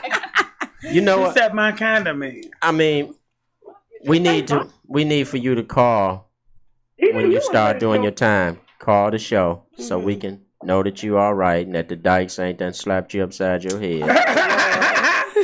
They're not gonna mess with her, especially if she get in that drug program. Cause guess what? She gonna be so busy. They don't mess with the drug programmers. All right now. Get in the program. You better be nice to Ryan before you leave here, cause you know, you ain't gonna be able to shake no shit up. From where you want some fried chicken. Shit, I was just thinking about some good old. I'm ready to cut me a piece of chicken up. But we want to follow up with you, so you can use one of your phone calls to call the show, and I can make you laugh and feel a little better. And maybe we'll bring Ryan in the studio that day. Mm-hmm. Y'all can talk nasty. Oh my God! Well, I just want to say I appreciate it, and I just want any woman out there to know, like, all money is not good money. It's not what it seems, and just be very careful and very cautious who you even now. Which deal money with. ain't good money? Could you tell me? I don't think no money is good money. Oh shit! I mean, we need some right now. Soon as this show over, I'm finna go look in these people waste paper basket down the hall. See if they got some shit in there. Well, I can't tell you nothing about it. All I know is just, really have your own, really know what you're doing when you say you're doing it. But do not fall for just the okie doke. Anything. Don't fall for Billy White Shoes Johnson. And anything you say you don't know, truly don't know. Because that's what gets you in more trouble. The system is so fucked up. It is. He sat there and got you in all this mess, and they seen you haven't been in the mess in 5 years. 5 years later, they drug her in. 50. In fairness, though, he got her messed up in terms of running off at his mouth. But I got myself in if you look at it from the government's perspective, right? Mm-hmm. The money went through her account. She was his wife. But they didn't know anything about that till he told But still, I don't blame him. I don't seek revenge. I've forgiven him. I've forgiven everyone, the hairdresser, everyone in the situation. What about Reverend Lowdown? You forgave him? I forgive him. I take full accountability because it just was something that I shouldn't have done. I knew it wasn't all the way right. I knew he wasn't clocking in 9 to 5, but I definitely wasn't turning down no check to my account. Where is Reverend Lowdown at now? He probably still at the same church. I think Reverend Lowdown was on the internet the other day, wasn't he? I'm looking at ass. Sabrina sent me that. I said, what?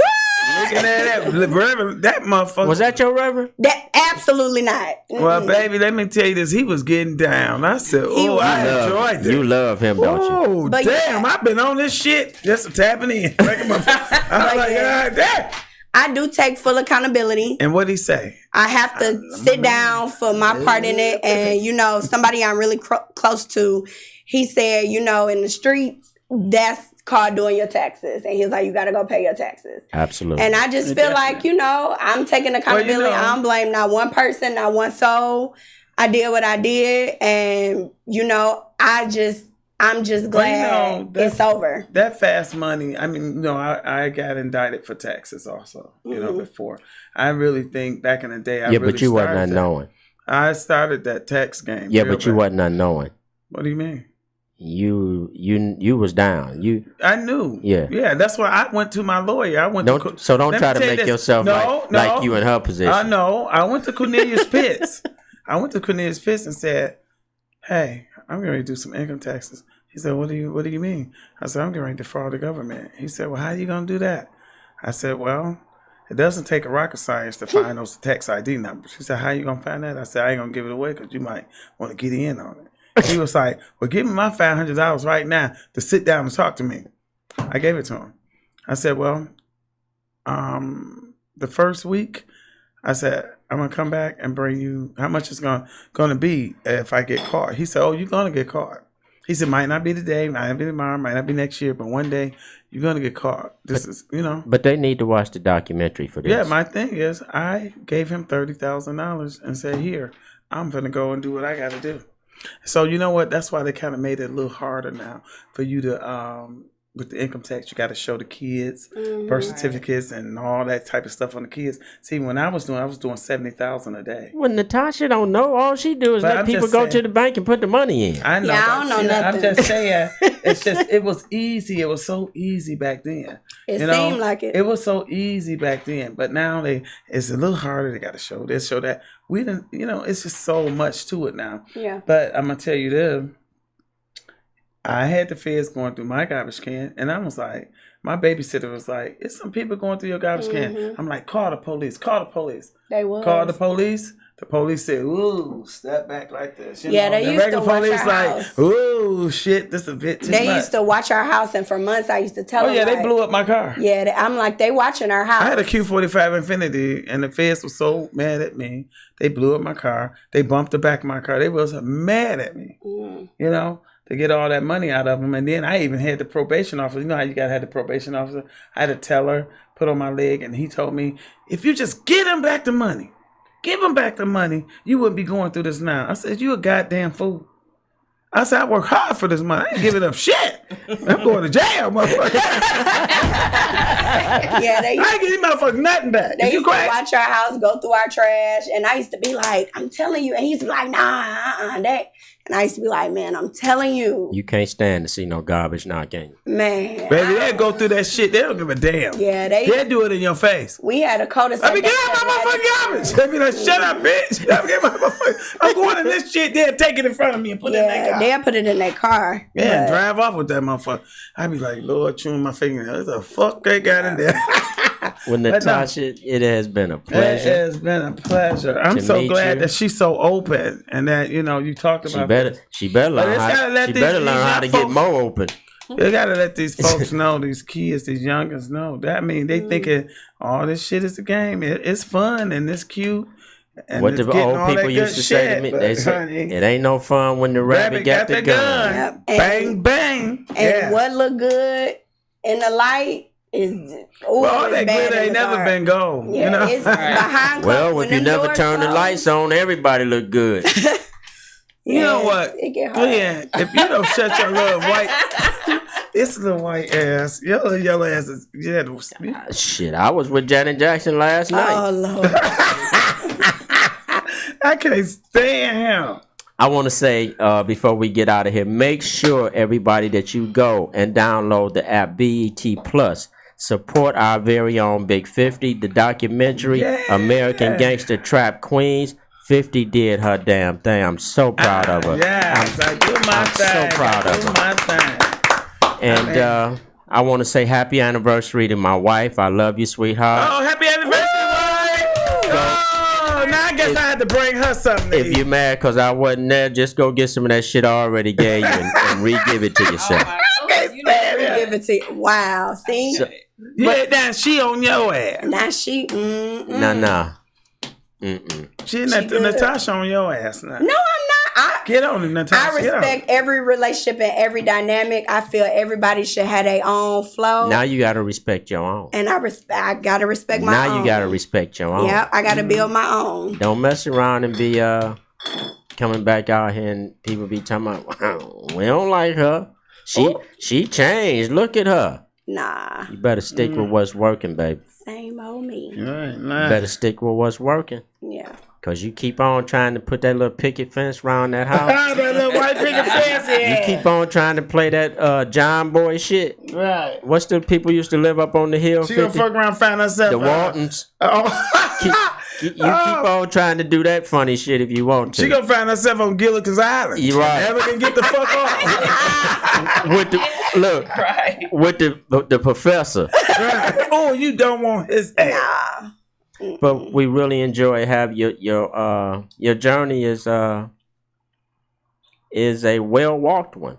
Yeah. Because you're gonna come out on the right side. In fact, you've already come out on the right side of it. Yeah. Because oftentimes when women are in relationships and a dude is getting all the money and he's abusing her verbally or physically or however he's doing it, usually, when people come up here and sit in front of these mics, I mean, they be rolling around on the floor, kicking and screaming, and you didn't do that. So you're a strong young lady. Yes, You're going to be all right. Thank you. I'm gonna Be keep all in right. touch with you through this journey that you on too. I don't do a lot of writing, but you can call me all the time. She should do some writing her damn self. Yeah. Yeah, that's what she needs to do. Yeah. In between, I told her in there. just write up. in between ducking the dykes. Right. Stop wishing that on me. Don't speak that. We gonna speak positive. No, she energy. stop. Don't speak that on But me. no, you know what? You know what? The Dykes, I love the Dykes in there. They was cool as hell. I just don't want. They be like, oh, we got some help. I'm good. I'm straight, man. You know what? All Dykes don't just hit on you. You know what I'm saying? Right. They just. I mean, someone was actually cool. They used to be like, "Hey, 50, candy for ya?" I'd be like, "What kind of candy you got?" You know, they make their little things. They make it 50. If they say something, how she gonna be talking? I'm in love with Ryan. Don't y'all know Ryan? They make those. It's amazing how they sit there and do everything. Now they make those dildos with cucumbers. No, they can't. No, you can't have no. That's contraband if you bring to any vegetable and stuff like that to the unit. No, they got like you buy Jolly Ranchers and tampons, and they always steal the tape from their counselor, the black tape. Y'all giving me too much. Now I'm gonna get anxiety. They roll that thing up. They be the guards be finding them this long. I be like, damn, the Dykes is getting down. Look, 50. Look, no, we trying to scare you into getting oiled up before you get up out of here. It's Keeping It 100 with Big 50. And she comes on every Wednesday night from 8 p.m. to whenever the hell she decides to let us go. I came in trying to run the show. I'm going to start getting off, though. You know. You going to start getting off? I mean, not like that, but damn, Glenn. On the show? I know. No, Glenn. Damn. Getting off at a nice time, because I know I be taking that. I just go overboard. Yes, tune in. Not next Wednesday, because I'm going to Puerto Rico for my birthday. Oh, that's right. I'm going to find me a Puerto Rican. Oh, you going to get your groove back, huh? Show this Stella is ready. I'm going to have my two-piece on, too. What? Look at Glenn. If y'all can see this fool face. Listen, as always, we appreciate you and we love you. Bet you week after next. We know that you could be spending your time anywhere else, but you decided to spend it on the Vent Radio Network. And we love you for that, okay? Love you. Peace out. We bring the best shit to you. I didn't got my nails on, y'all. Y'all see this? I'm gonna have these motherfuckers on Monday. I had to give them a rest. All that shit was just killing me. You better quit putting all that fake stuff on your hands. Why not? I gotta have some nails on. I don't feel right. I feel so empty. Tell the people you'll see him when you get back from Puerto Rico. I'll see y'all when I get back to San Juan with my new man. 50 so big now I had to make an appointment to talk to her. Look at you. Yeah, right. She all on BT now. I have to call her agent and shit just to talk to her. That's right. You going with me though. Whatever. Whatever we do, we together. All right, y'all. Check y'all tomorrow. Love you. Peace. Y'all. See you. Peace out.